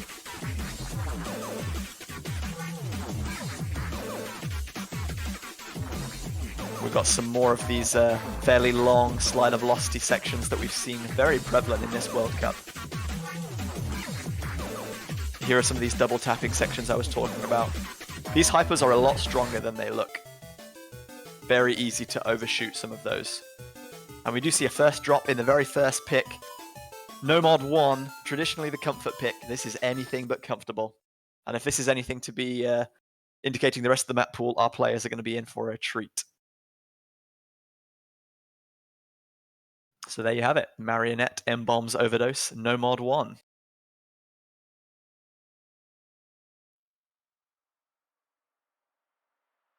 No Mod 2 is going to be Crystal Specs Overdose on Camelia's Crystallized.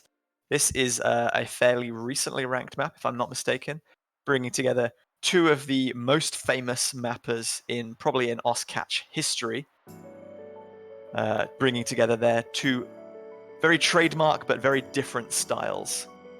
Spectator bringing in lots of kind of curved flow, smooth transitions between objects, and kind of more user-friendly jumps, whereas Crystal or CLSW or Minato Yukino or any of his other names you may know him as, bringing a lot more snapping transitions and denser kind of sections when the drum and bassy wub parts kick in. And this is also quite a bit longer at 4 1/4 minutes. Bringing in continuing the theme I didn't mention obviously in the Marionette pick because I was too busy gushing over how many times I played that map. Approach rate of 9.5, circle size of 4, and HP drain of 6. So there are some failable sections on this purely for how dense some of these patterns become.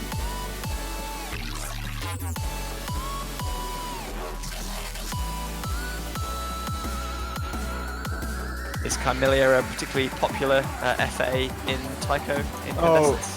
Oh yes. Let me tell you, it's probably one of the most popular FAs in Taiko. Insert any game mode, honestly. Yeah. I remember the announcement for Camellia FA. Was it around New Year's or Christmas?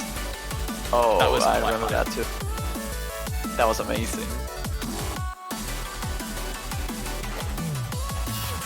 Surprisingly, I haven't capitalized on the Camellia FA, but I haven't really been doing much mapping in recent weeks. You've been training for CWC commentary. Yes, that's exactly right. And I had to hit the books and study my World Cup history in regards to catch. Well, you've done a fantastic job. Keep it up. I appreciate that. Thank you.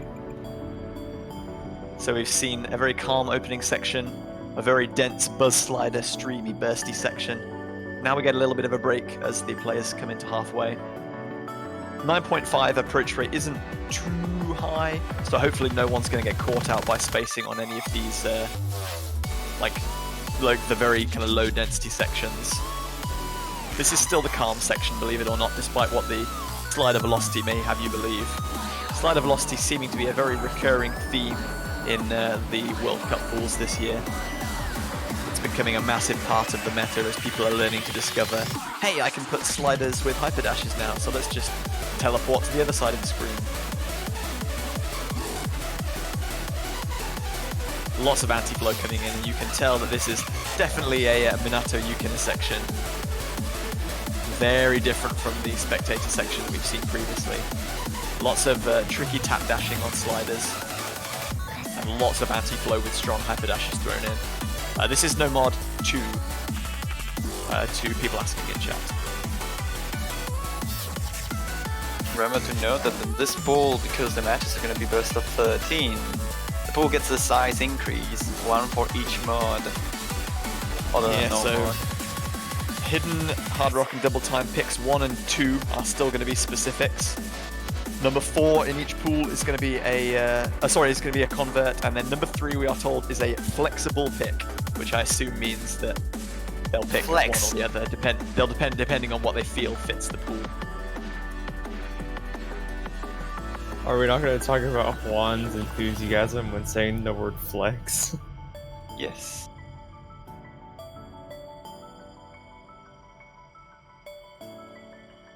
Can't wait to see the pools, like the rest of the pool. Well, you won't have to wait long, because it's coming up right after this. Another very calm outro section. You'd think that players at this level of difficulty would have absolutely zero problems with something like this, but nerves can get to you, and there's going to be one massive spinner at the end, which could see some small score differences overcome if there's one team that's much better at spinning than any other. Are we ready for the next one? I love the next one. An interesting pick, the next one, because once again, it's another mapper that is making their first ever appearance, I think, in the Catch World Cup. It's going to be Zizix, a very well-known mapper of like 7 to 9 star kind of overdoses. I don't think they've ever tried to push anything really for rank, but they're a very kind of prolific mapper of very higher level difficulties, Deluge and such. And this is one of those Suck Ducks Me and You forever difficulty. CS of 4, approach rate of 9.6, so we're toning that up just ever so slightly, and a star rating of 6.06. This is kind of fairly consistent with the current meta of OS catch mapping. Again, we see a few more of those kind of high slider velocity sections and some snappy 1-4 hypers. So despite the fact that Zizix is not someone who makes beat maps for rank necessarily, maybe just preferring not to map kind of lower diffs or kind of obtaining any kind of realistic spread, this one is a 2 minutes and 40 seconds of patterns that a lot of players will be fairly comfortable with that are playing at this kind of level. Hey James, not mine. Well, unfortunately you can't get your maps in every pool. Got to give some spotlight to newer mappers. Take it up with the selectors, there's a map pool feedback channel.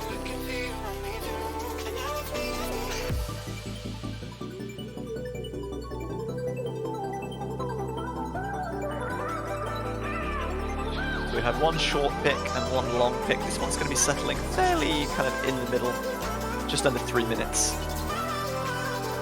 This is going to be a kind of consistency-based pick, similar to the last one, but quite a bit less technical than the Crystal Spec Overdose. So a little bit maybe more of a comfort pick to players at this level of difficulty that are very familiar with patterns like these.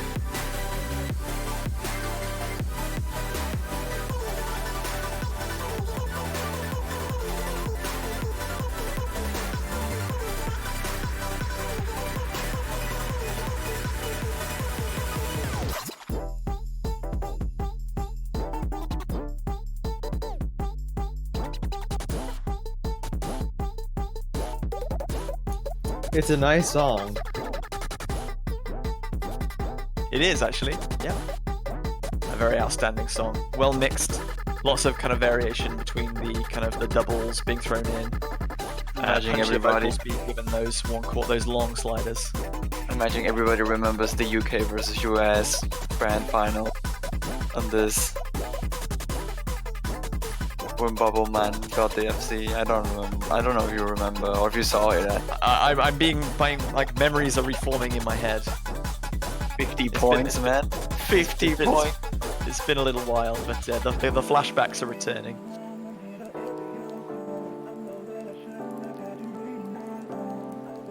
So we've seen 2 misses in the first 2, but Ken scoring a nice double S on that one. These maps are possible, guys. Trust us. And coming up next is a map that I predicted will be in the map pool for a long time, finally making its appearance. DJ Toto's Shoujo Alisto Hakoniwa Genso Concerto. FD Fluorite making another appearance in the map pool, throwing some of her own trademark styles on the map pool. And this one is going to be, as you may have already seen, hyper dashless. No hyper dashes anywhere to be seen in this difficulty, the White Queen Overdose difficulty. I was asked to test play this earlier in the year, and I gave it a few attempts. My laptop was not quite up to the scratch, but it was a very fun map nonetheless. So again, this one is going to be featuring a lot of, well, like I said, I was about to say a lot of non-hypers, but all non-hypers, not a single one in sight, no red fruits anywhere to be seen in the just under 2 minutes of gameplay on offer in this one. CS of 4.2, so slightly smaller than the ones we've seen so far, but an approach rate of 9, so a little bit kind of slower on the approach rate front than we have seen. Ben saying, I literally called it. I've been saying this will be in the map pool sometime. I thought it might be in the quarterfinals, but semi-finals is where it's making its appearance. Maybe Fluorite's made this one a little harder than I remember it.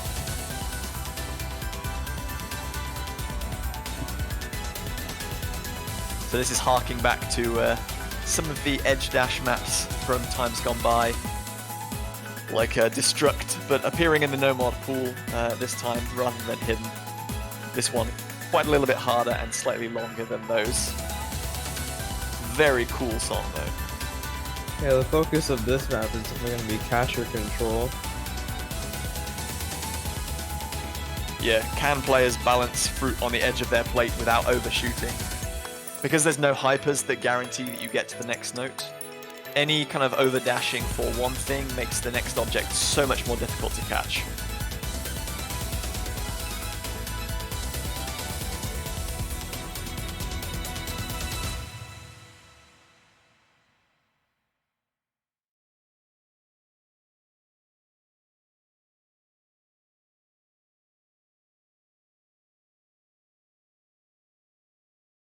So there are our 4 specifics from the no mod pool. We're moving on to our 2 converts.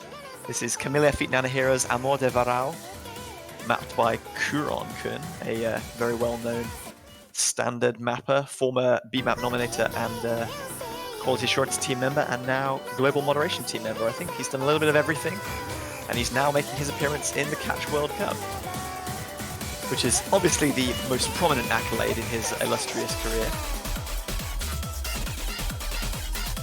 So Camellia making their second appearance, this time with Nanahira in tow.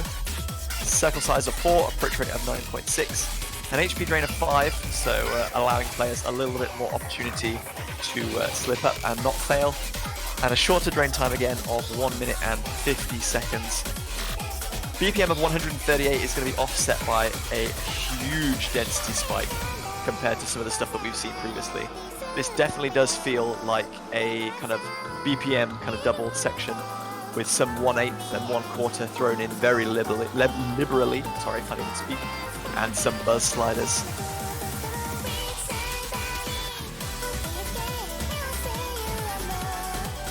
This kind of reminds me of like Papaya Par that we've seen in some of the previous World Cups. It has that similar kind of punchy, upbeat feel. Yeah, I agree.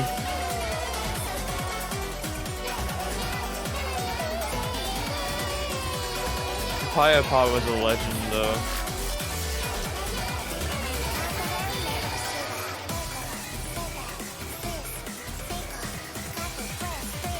Cool, nice little rest period. But it very rapidly descends back into some 1/2 jump spam. Do not want to be resting easy on that one at all. Some of these buzz sliders on the 1/8 are just horizontal enough to make stacking and plate walking difficult. I don't think we'll be seeing anyone try and wiggle them, but it's definitely something that if you don't have great precision on your catcher placement, you could be seeing some drops there.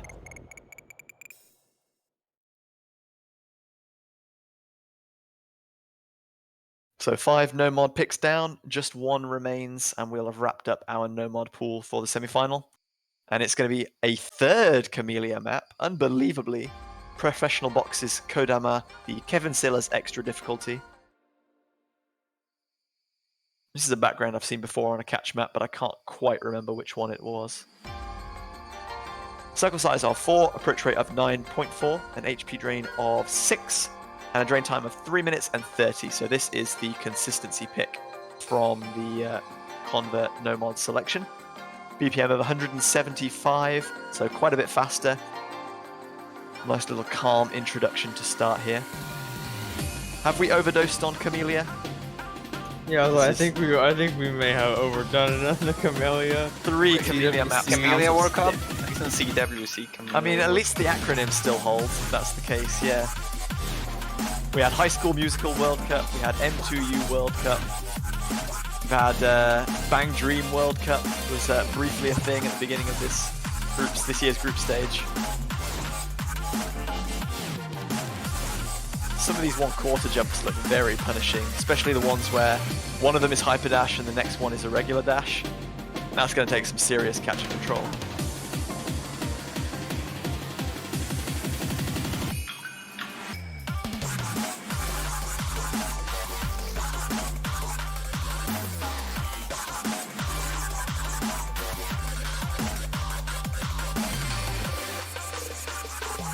Again, some more plate walking buzz sliders that could catch some players out if their balance is not on point. Some of those high slider velocity sections as well that kind of curve the wrong way. Hopefully no one kind of prioritizes droplets over the larger fruits to maintain combo here, like they may have done in some of the more sensible group stage picks. Because this is definitely one that I don't expect many people will be able to secure a full combo on.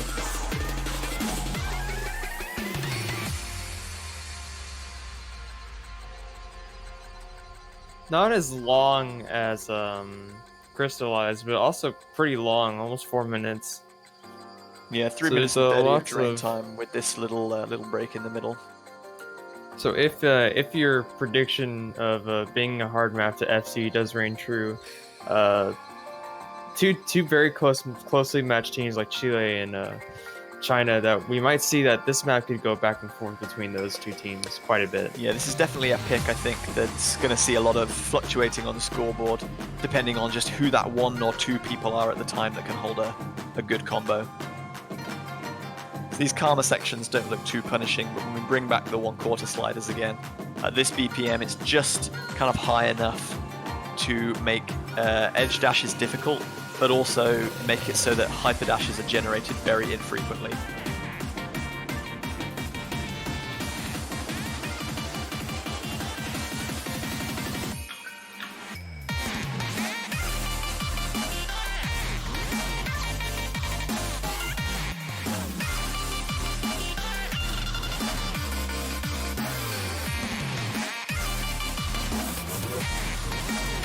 A lot of tricky direction changes on this kind of ending section here. Players are going to have to try and force themselves not to catch everything in the center of the plate, I think, because otherwise it's going to make coming back for the second and third notes very difficult.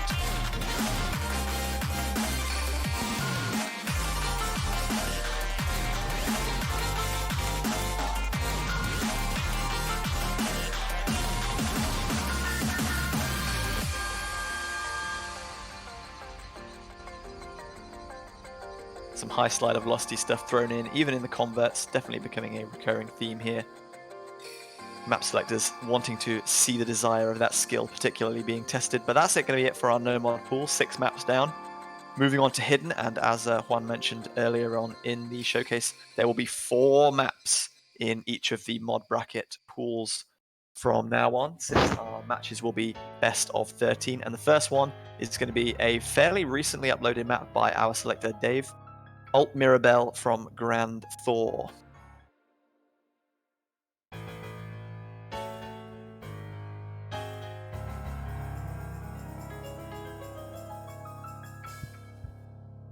So this one's going to feature a circle size of 4.2, an approach rate of 9.2, and a drain time of 2 minutes 30, so fairly middling as far as length goes. The key kind of concerns here are going to be that there's a lot of BPM changes, where this is a piano piece that kind of picks up and slows down very kind of in variations throughout. Most of the song will be featuring this kind of about 150 to 160 BPM kind of pace that you're currently seeing. And yeah, wiggles, as you can see, kind of very frequently already in the map are going to be on the menu in abundance here in this one, which is going to make balancing the catcher very difficult with hidden.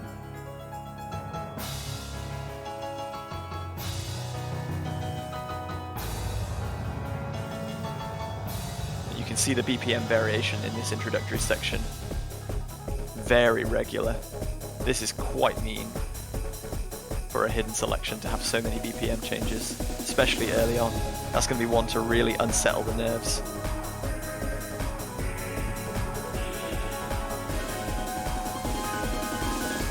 Lots of wiggling combined with kind of snappy hypers and some kind of little wiggling stream sections, which was very prevalent in La Sylphida, the hidden map from the quarterfinal pool that was banned a fair amount. So it'll be interesting to see if this also suffers the same fate, or if other more difficult maps have overtaken it. As we can see, there's a little held dash wiggling section there.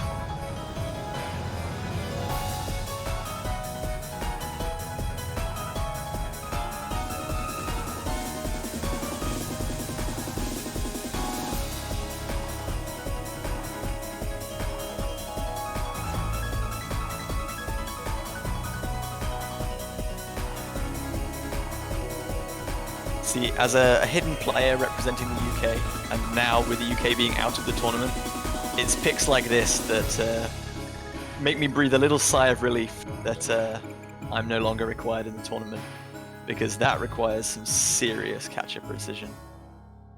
Very cool patterns, but not sure it's something I would enjoy playing too much with hidden.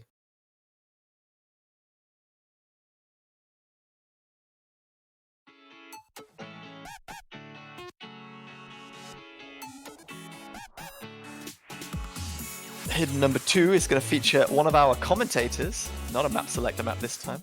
This one is Chicken Bible's Drop Pop Candy from Real, a very cool, very funky song, but also an incredibly short one, coming in at just 1 minute and 36 seconds, and also with a BPM of just 130. This one is going to be back to the lower approach rate reading challenges that we saw very commonly in the group stage and the round of 16, with maps like Donor Song, True Eyes, and Ranbuna Melody. CS of 5 and an approach rate of 8.2. So it's interesting that the map selectors have left this for the semi-final, because if you remember back to 2018, we saw one of my maps, Kanashimi no Mukagawa, which was CS5 and AL 8.2, and that was in the group stage pool. So selectors have maybe learned that that one was just a little bit too tough for group stages, and have decided to throw it in a bit later in the pool. This is also a little bit more difficult in terms of being another selection that offers no hyper dashes. So this is becoming a little bit of a feature in the semi-final selection, one in the no mod and one in the hidden. So we're combining 3 very difficult things on hidden here: small circles, low approach rates, and lack of hyper dashes. So hard to play without the hypers. It's so much harder to like catch the fruits precisely. Like you said previously, if you overshoot eventually, it's gonna be really hard to recover from it. It's gonna be hyper dash is good to kind of reset your momentum because you know that you'll get to the next note. You really do not have that kind of that boost with a non-hyper dash map. So it's really a test, even on short maps like that, for players who have consistency over balancing their catcher more precisely than others.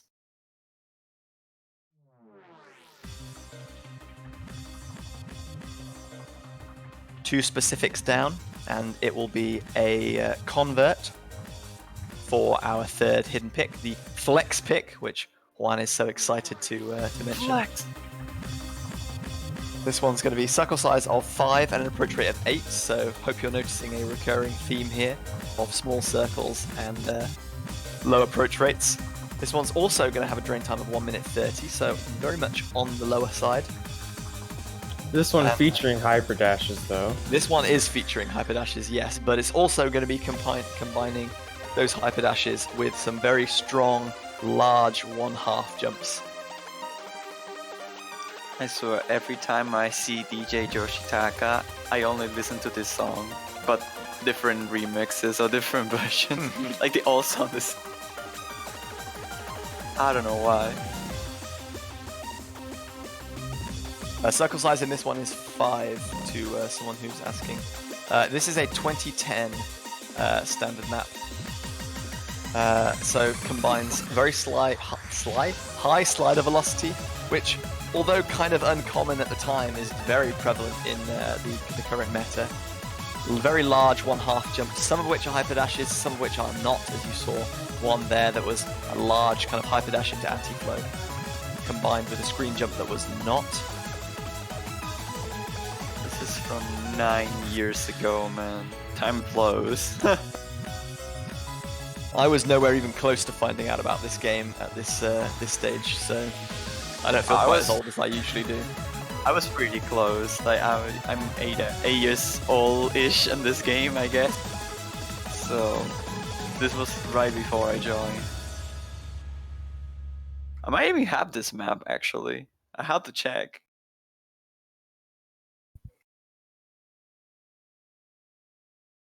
But anyways, only one more hidden remaining. The fourth one is it. It is one hidden pick remaining, and this one we know is going to be a convert. And it's going to be a very cool song, one that I have played multiple times. Maybe not this difficulty, but definitely an interesting song that a lot of players will be familiar with. It's going to be Zai's Mirage Garden, the Charles difficulty.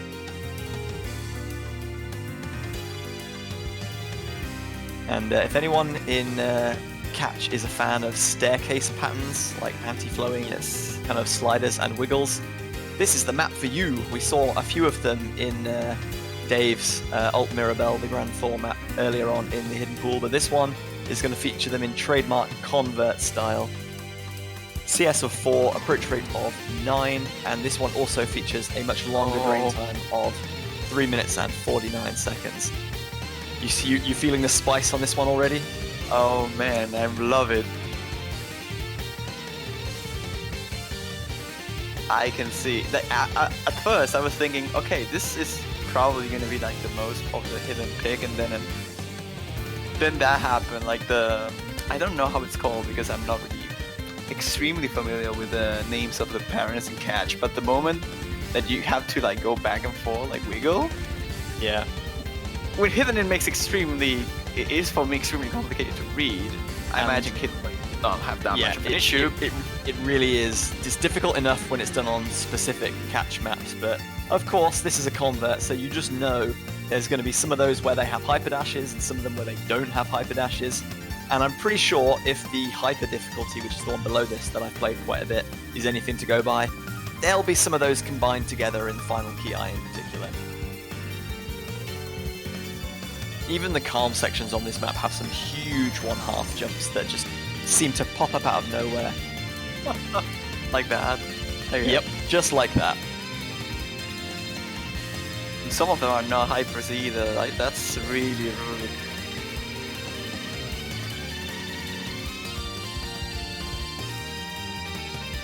I mean, it doesn't seem to be a problem for Ken, honestly, but Yeah, he's putting in some serious work, this map pool.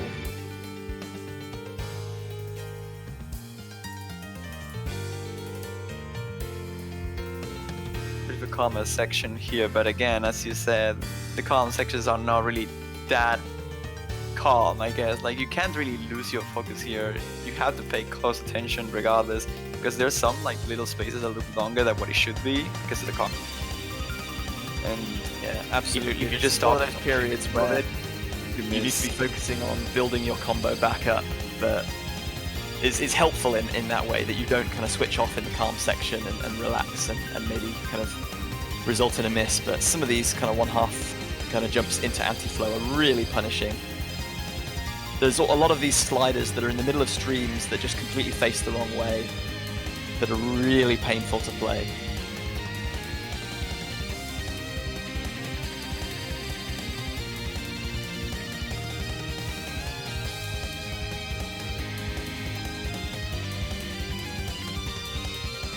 Looks like my prediction might not have quite come to fruition, basing this on the other difficulties in this map set. The kind of ending doesn't look... Maybe, well, I was about to say that I cursinated it by throwing in some kind of double anti-flow non-hyper pattern, but I was about to say before that the ending didn't look maybe quite as evil as some of the earlier parts of the map. Good to see that it's keeping me on my toes even when there are no players to cursinate. Okay, that ending is quite challenging, I'd say. Like the very end of the map.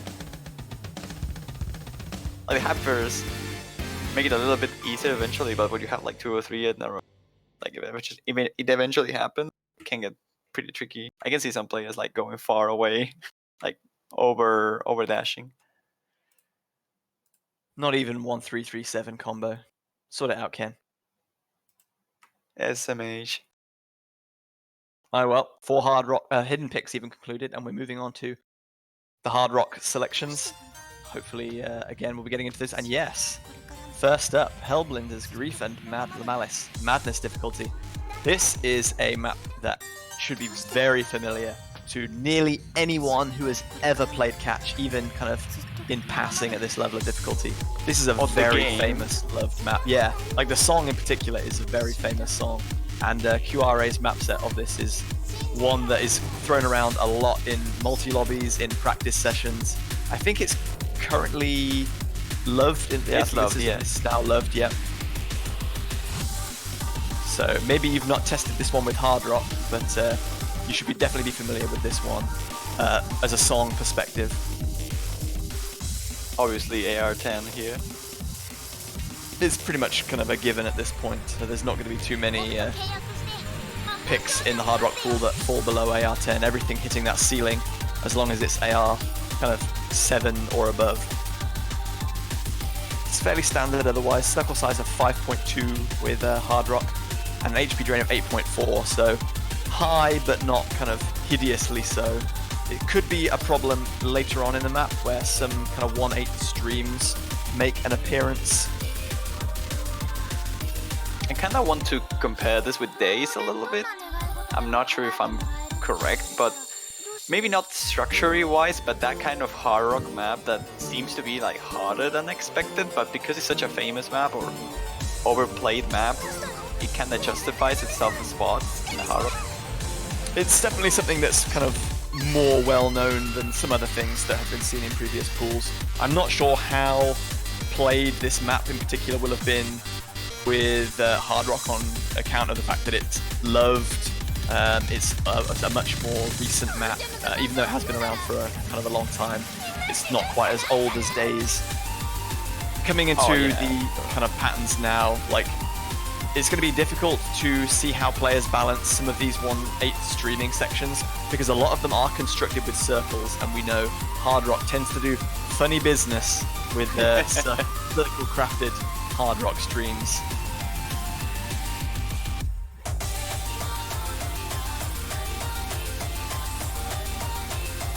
Thankfully, like mercifully almost, this map is quite heavy on hyperdashes anyway, so there aren't too many instances where jumps kind of get downgraded from hyperdashes to edge dashes, or where strong normal jumps just randomly become edge dashes. So for the most part, flow is still kind of looking fairly sensible. And one of the selectors' comments is, we tried to find a QRA Hard Rock map that is not broken. So yeah, you can tell they've put some effort into finding something to accommodate an excellent mapper, QRA, but one that has not seen too much kind of showcase on the World Cup stage. They've obviously been looking for something of his for a long time and have finally found that perfect selection, and Grief and Malice is that one. Got a nice 1/2 jumping section at the end without too much streaming going on. Definitely more of a consistency selection towards the end here. At this point, you expect players to do well on that ending for sure. Maybe on the lower side of the bracket, this might be not so popular as a pick. It's getting to that stage where there's so many difficult picks, there's no kind of like easy ban anymore. And we're not even halfway through the non-no mod selections yet. There's plenty more to come, and talking about kind of old maps, this one is taking it a trip even further down memory lane. Mr. Saturn's Saturn, the Overdose difficulty, and when you see that Overdose difficulty name, you know that a certain Ursa is making their appearance at the World Cup map pool. This is a very famous... beat man by Saturn a lot. I know, right? You can almost tell that he picked this song for that reason. Amazing. This is a 2011 map set, but was ranked very early in 2014. Has an approach rate of 10, obviously, a circle size of 5.2. And just as we were talking about like HP drain not being kind of too problematic, this one's the small matter of 9.8. Any misses on this are going to be punished severely. Even though this is only kind of 1 3/4 minutes long, it's very punishing and tiring to read. And the flow follows that very much an older style that was very common in Ursa, Steven, and Dave maps of the time. I don't think anyone wants to be memorizing this one completely, but if that's the only way you can avoid failing, then so be it. I mean, you can always ban it, I guess, but yeah, like I said, you probably can't don't ban want to waste everything. Yeah. Oh yeah. This is quite a short map, so if you are kind of good at memorizing trickier patterns here and there, and you can say like, right, there's only 2 or 3 parts that I have to memorize, then this is maybe something that you feel more comfortable leaving open, or maybe even picking. But this is definitely one that I think we'll see a lot of picks backfiring on if it does get selected, because this is going to be one that's very easy to make a few simple misses on. And because the combo is so short, if you don't get up to that 200 combo and you kind of keep missing every like 100 or 150 combo or so, your score is going to take a massive hit. Yeah, that plus the psychological pressure of this mapping 9.8 HP, knowing that you can't really afford to find a couple breaks in a row, because that will drain your HP completely. So even hitting the 200 combo cap, as hard as it is on a short map like this, you have to pay careful attention not to fail the map at any point. And that's going to affect some performances. Some nerves are going to get in the way. Absolutely. So Hard Rock number 3 is up next, and this one is also going to be a convert, and it's back to my Japanese kind of training school, Jipusu's Mushikui Sakide Rhythm, an RLC difficulty. And interestingly, our map pool selectors are no longer going to be offering us the replays on this one. This is going to be from Norwegian player, very prolific player, Groex.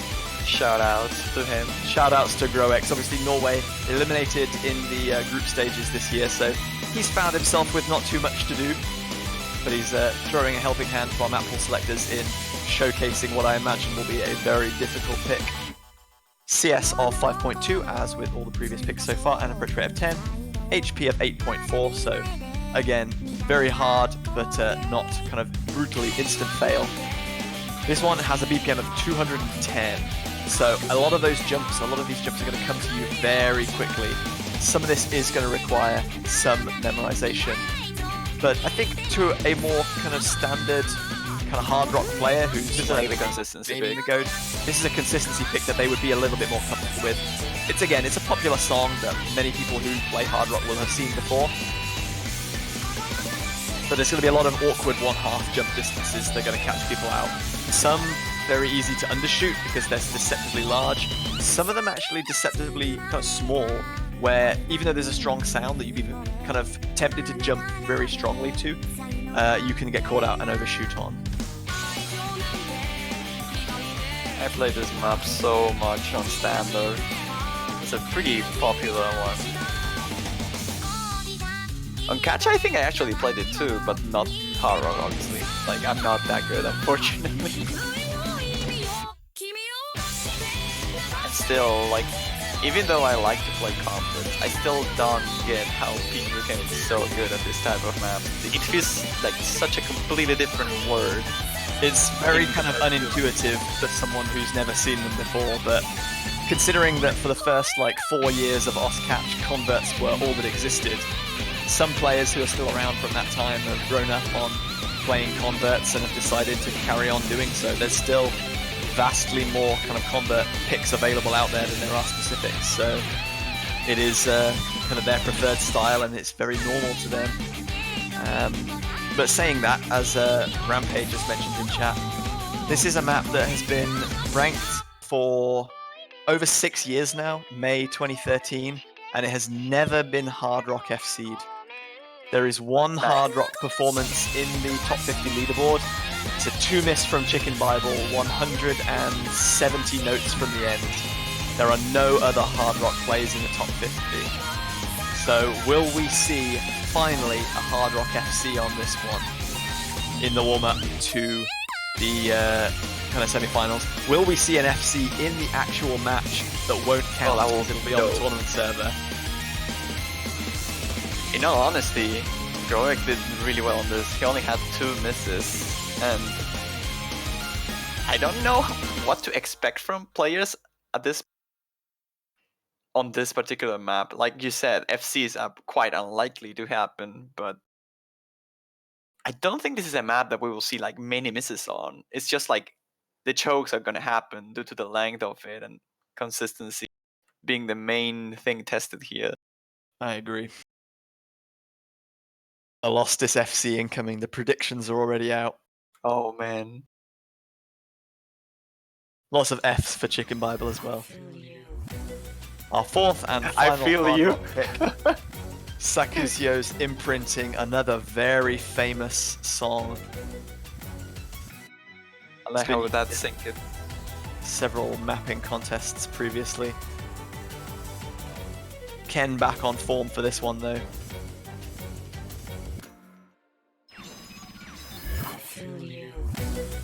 So similar to the 3 previous selections in the Hard Rock pool for the semi-finals, approach rate of 10, circle size of 5.2.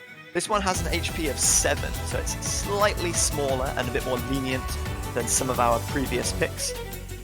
Was this used in a past World Cup? I'm not sure about this map, but this song has definitely been in World Cups before. I'm convinced of that. It's very popular. It's been in mapping contests, it's been in playing tournaments. You will definitely have heard of this one. BPM of 175, and like, whilst a lot of previous maps we've seen have had lots of kind of slider stream patterns where Hard Rock doesn't mess up the kind of stream patterns too much, this one's going to have some very annoying kind of circle streams on the 1/4 rhythm, which are going to get very awkward with Hard Rock. And some of these are going to feature kind of hyperdash sections between them. Some of them are not, just for added meanness.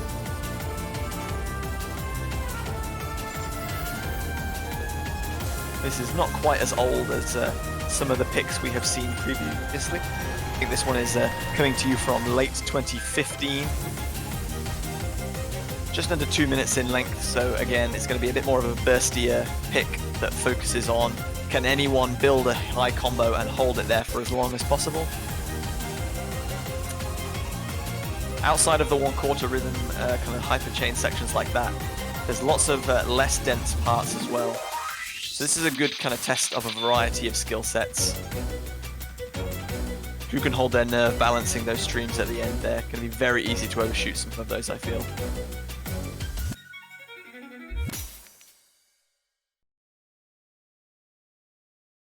And that's it for Hard Rock. Just one mod remains.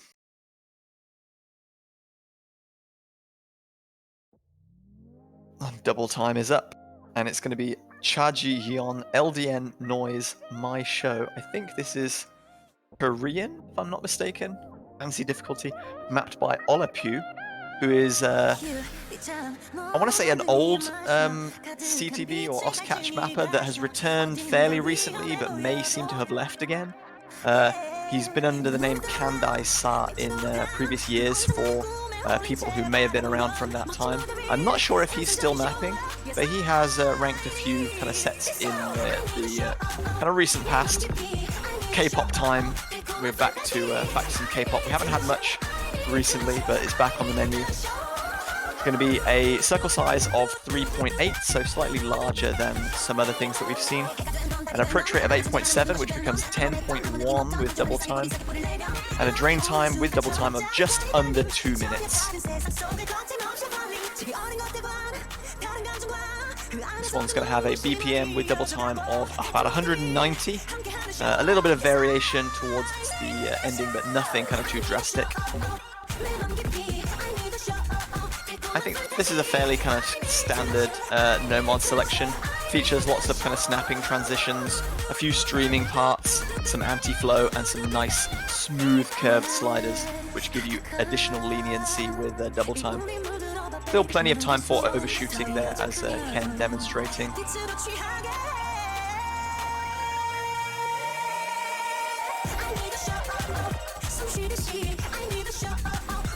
In some ways, this reminds me a lot of Heavenly Blue from the previous pool, except faster, a bit snappier, and obviously a lot shorter. But the flow still retains that kind of very clean flow, not too many like individually tricky patterns that pop out like over anything else. But it's definitely going to be something that tests stamina and consistency over the course of the kind of 2 minutes of playtime of this one. We could see some FCs carrying on this one, I think, from some of the stronger double time teams.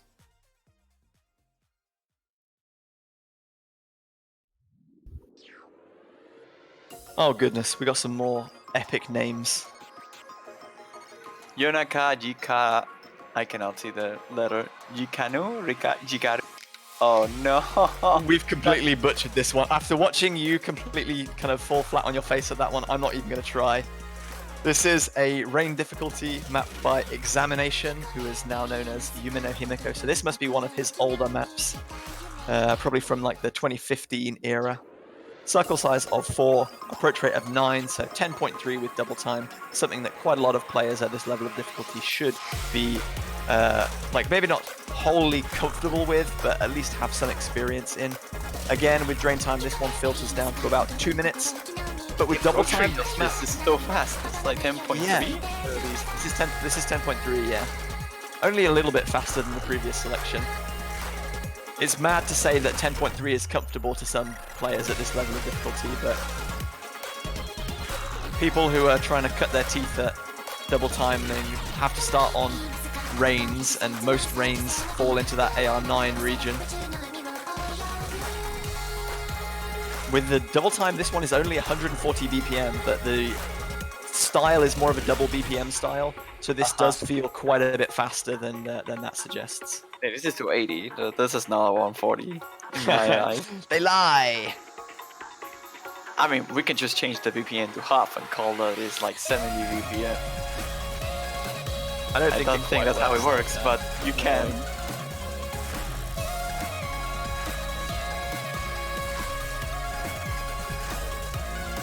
Tamaki no Yumi ne. Naga wa Maria mae kawaru. Close He's enough. done it, boys and girls. He gets a pass. Yay. I remember when we picked Hallelujah on Mania World Cup before, and Halogen was one of the commentators back then, had to pronounce the name, which had like 4 different C, Oh goodness. and that was fun. That was extremely fun. Of course, as soon as he finished, I said, "Can you repeat that again?" I didn't listen, and he That's just like, mean. "No, I'm not doing that again." It's always cool to see commentators butcher names. Oh, I do it well enough most of the time, so I wouldn't. I like butchering the names of the Polish players, and Oh, man. they always have amazing renames before World Taiwan. Cups. That I don't know Taiwan if have you some know. interesting ones as well. Yeah. Cerebro's Me one that is just a little bit easier to pronounce than the previous one. Speed up version is our third double time pick, and sorry, I might have missed it previously. What type of pick is this one? The third mod pick. Flex! The flex pick. Yeah, So- boy. We were told that flex was either convert or specific, but it seems like all of them happen to be converts this time around. So maybe we'll have to wait until the finals pool to find out what kind of converts were thrown into that flex pick role. This one is going to be mapped by Airy, a very prolific standard and Taiko mapper who has a couple of ranked catch difficulties if I'm not mistaken. A circle size of 3.5, so a little bit bigger and more lenient than some maps that we've seen previously. An approach rate of 8.5, which goes to a nice round 10 with double time, and an HP of 5, so very lenient on that front. BPM with double time hits up to 217. And similar to the Yasuda Ray map, the long map that we saw in the quarterfinal pool, this one is very much focused on 1/2 jumping with a couple of snappier 1/4 jumps thrown in as well. It's not quite as long as that pick, but it is considerably faster. We can say that this map is quite memey. It's quite memey. Yeah. We're gonna have some fun holding it for commenting. so long. I didn't want to interrupt you. You've been waiting like the whole minute to be unleashing that one. Pretty I'm much. sorry. I gotta get That's my fine. stats out. I gotta get my fine. stats. That's the point of the showcase anyway.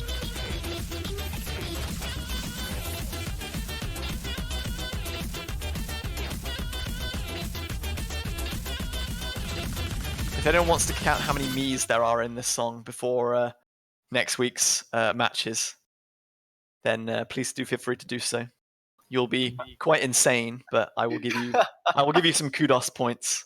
How about you have to count it on the chat, right? Next time we see this pick on the street, we see like the meme counter. Yep. So one map to go before we hit our tiebreaker, and it's double time. Number 4, Touch Music Circles Oreiku Third Desire, mapped by Kite, a famous standard mapper. This is going to be very different to the previous double time picks that we've seen, in that it has a slower approach rate at only 9.67, so AR8 double time, something that almost everyone should be familiar with who has even a passing kind of play ability in double time. But the difficulty of this one is small fruits, circle size 5 being thrown into the double time pool for the first time. A drain time of just under 2 minutes means that this is somewhat a burst pick, but like compared to some of the stuff that we've at least seen in the quarterfinals pool, which were very kind of marathon stamina intensive, this one is very speedy, very dense, and is going to be very focused on kind of balancing the catcher on some of these doubling and streaming patterns. Yeah, those doublets were, I mean, not doublets. They feel like doublets because of double tap. those are really, really tricky to get. Like the precision required to get those right is pretty high. They look really, really challenging. Some of these streams that require like just walking patterns look so simple, but when you're throwing in double time on a BPM of 267 that this is with double time, it is so punishing. And these vertical patterns, when combined with like tap hyper dashing, they're so easy to overshoot. This is a very mean pick, especially considering the small circle size. What that pattern was, I have no idea. That was horrible. 267 BPM, like tap hyper dashing with no direction changes. Wow. If you're playing against a team with competent double time players next weekend, this is one that you don't want anything to do with, I feel. Someone like Chile, I guess. Chile, China definitely have players that can compete on double time at that level, yeah. So here we go. We've completed 6 no mods and 4 in each of our mod brackets. It's time for the tiebreaker hype. Oh Who's predicted it? We've seen some people who are very close. I saw some people being very close, yeah, too. I actually say that one got it right, but we'll see now. The tiebreaker, GVH, ready to introduce it? I'm absolutely ready. Take it away. It is Dragon Force's Symphony of the Night, Crowley making another appearance in this round. And hopefully, this pick won't be so universally despised as his hard rock pool. He's correct. It is Seasons 2 for the tiebreaker. We've got another 5 minutes coming to you of Dragon Force for, I think, potentially the first time in Catch World Cup.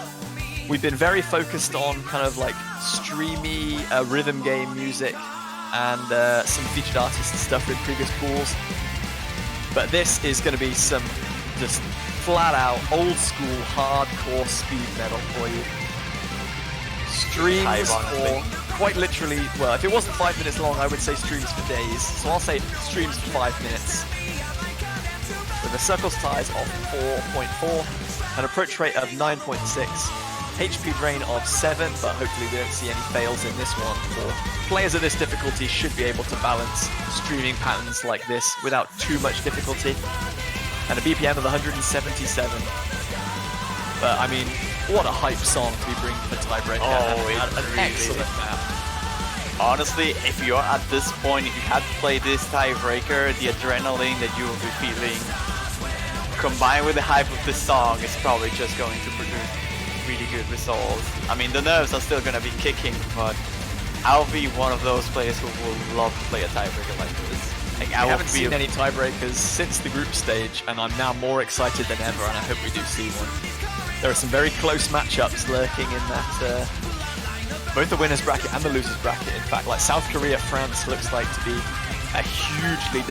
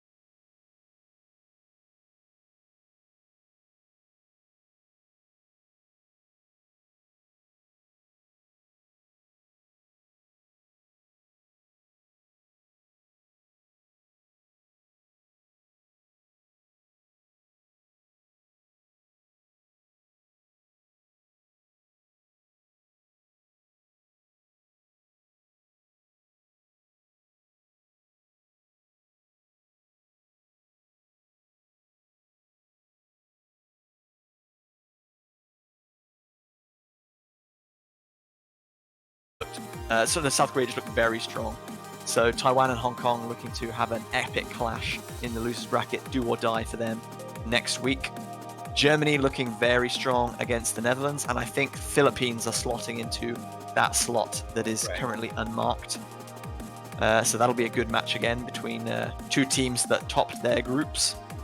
And Poland, unfortunately, had farewell being bidded to them. Mexico looking very strong against Finland, who also put in a great performance. That's going to be a great clash between two good Hard Rock teams. I'm looking forward to that one also. So Mexico Finland is gonna be great as well. And then the winner between these two, that's gonna be insane. Philippines Germany, the winner against the winner of Finland and Mexico. That will be quite the match. I mean, those three are already pretty exciting. This is a chance for Mexico to be top 6 actually. Like, I feel they have a pretty good shot at beating these three teams. Or like all teams now have to feel like this is their best shot. Like the landscape is so evenly matched. There are no there's not really anyone apart from maybe the US who are thinking like, oh, we've got an easier matchup than some other teams. Everyone else knows they have to perform at their best if they want to get through. So they are your matchups for next week. And if you have a favorite team that you want to support and show your undying love for, you can buy some glorious profile banners in the OS store for $2.50 a pop. They will be visible for your chosen country until the end of the tournament. And if you pick the winning country, I think you get to keep that banner a little longer to say, hey, look, guys, I picked the winners. I knew what I was talking about. If you maybe don't prefer supporting a individual team and you want to play a little bit of manager with all the teams together, then Hello Watcher has set up an excellent Pick'ems tournament that hopefully Puffbuck will be able to drop a link for in the chat, where basically you can predict the winners of every match remaining in the tournament. You get points for predicting the correct victor, and you get bonus points if you get the scoreline correct as well. That one's hotting up nicely. I was actually in first at the beginning of this quarterfinal stage, but I think I got 2 matches wrong this time, so some people may have slinked past me. Sweden, I was predicting a great result for them, but they didn't quite manage to sneak past Brazil, unfortunately. Brazil was looking so strong. Honestly, I was not expecting that. But anyway, yep. Please make sure to follow the channel and follow us on Twitter as well to get updates and notifications for when we go live. Schedule for next week's semi-final stage, both the winners bracket and the losers bracket, will be coming to you, a wiki near you very soon, so stay tuned to that if you want to find out exactly when we'll be going live next week. And I think that about wraps us up for another fantastic week of fruit catching, wouldn't you say, One? Oh, definitely. I think that's it. Not much left to say. I mean, if we are missing anything, it's gonna be on the wiki anyway, so always check that if you're looking for if we missed anything, you can shout at us in the Twitch chat. Well, we don't mind. Oh, for sure. But hey, next weekend is looking pretty exciting. I'm really curious to see which teams are gonna be on the top 6. I mean, of course, the winners bracket is already decided, but the losers bracket is quite the shark pit now. A lot of great teams are in there already, and it's gonna be quite a fight now for that podium stop that everyone is looking for, like the prize pools and all that. But hey, it's been great. Good weekend. Probably better weekend even, expecting us next time. And I'm looking forward for it. I hope you are as well. And we'll see you next weekend then for the semifinals of the Catch. I'm absolutely looking forward to it. You know I'll be back. Thank you very much for your commentary and for streaming, One. Thank you very much for commentary Incandescence. I know you've been still lurking here quietly, soaking up the map pool showcase and the review, but thank you very much for commentating that last match with me. Anything else you want to say before we head off? Is it 194 or is it 196? That's the real question. Yeah, we're trying to. You have we're still trying to figure that out. You have a week to decide. Is it 194 Mies or 196 Mies? And with that me, we will leave you and bid you farewell. Thank you very much, everyone, for tuning in. You've been fabulous as always. We'll see you all around here next week for more fantastic, furious fruit catching action in the 2019 Oscatch World Cup semi-final stage. Have a good one. We'll see you next time.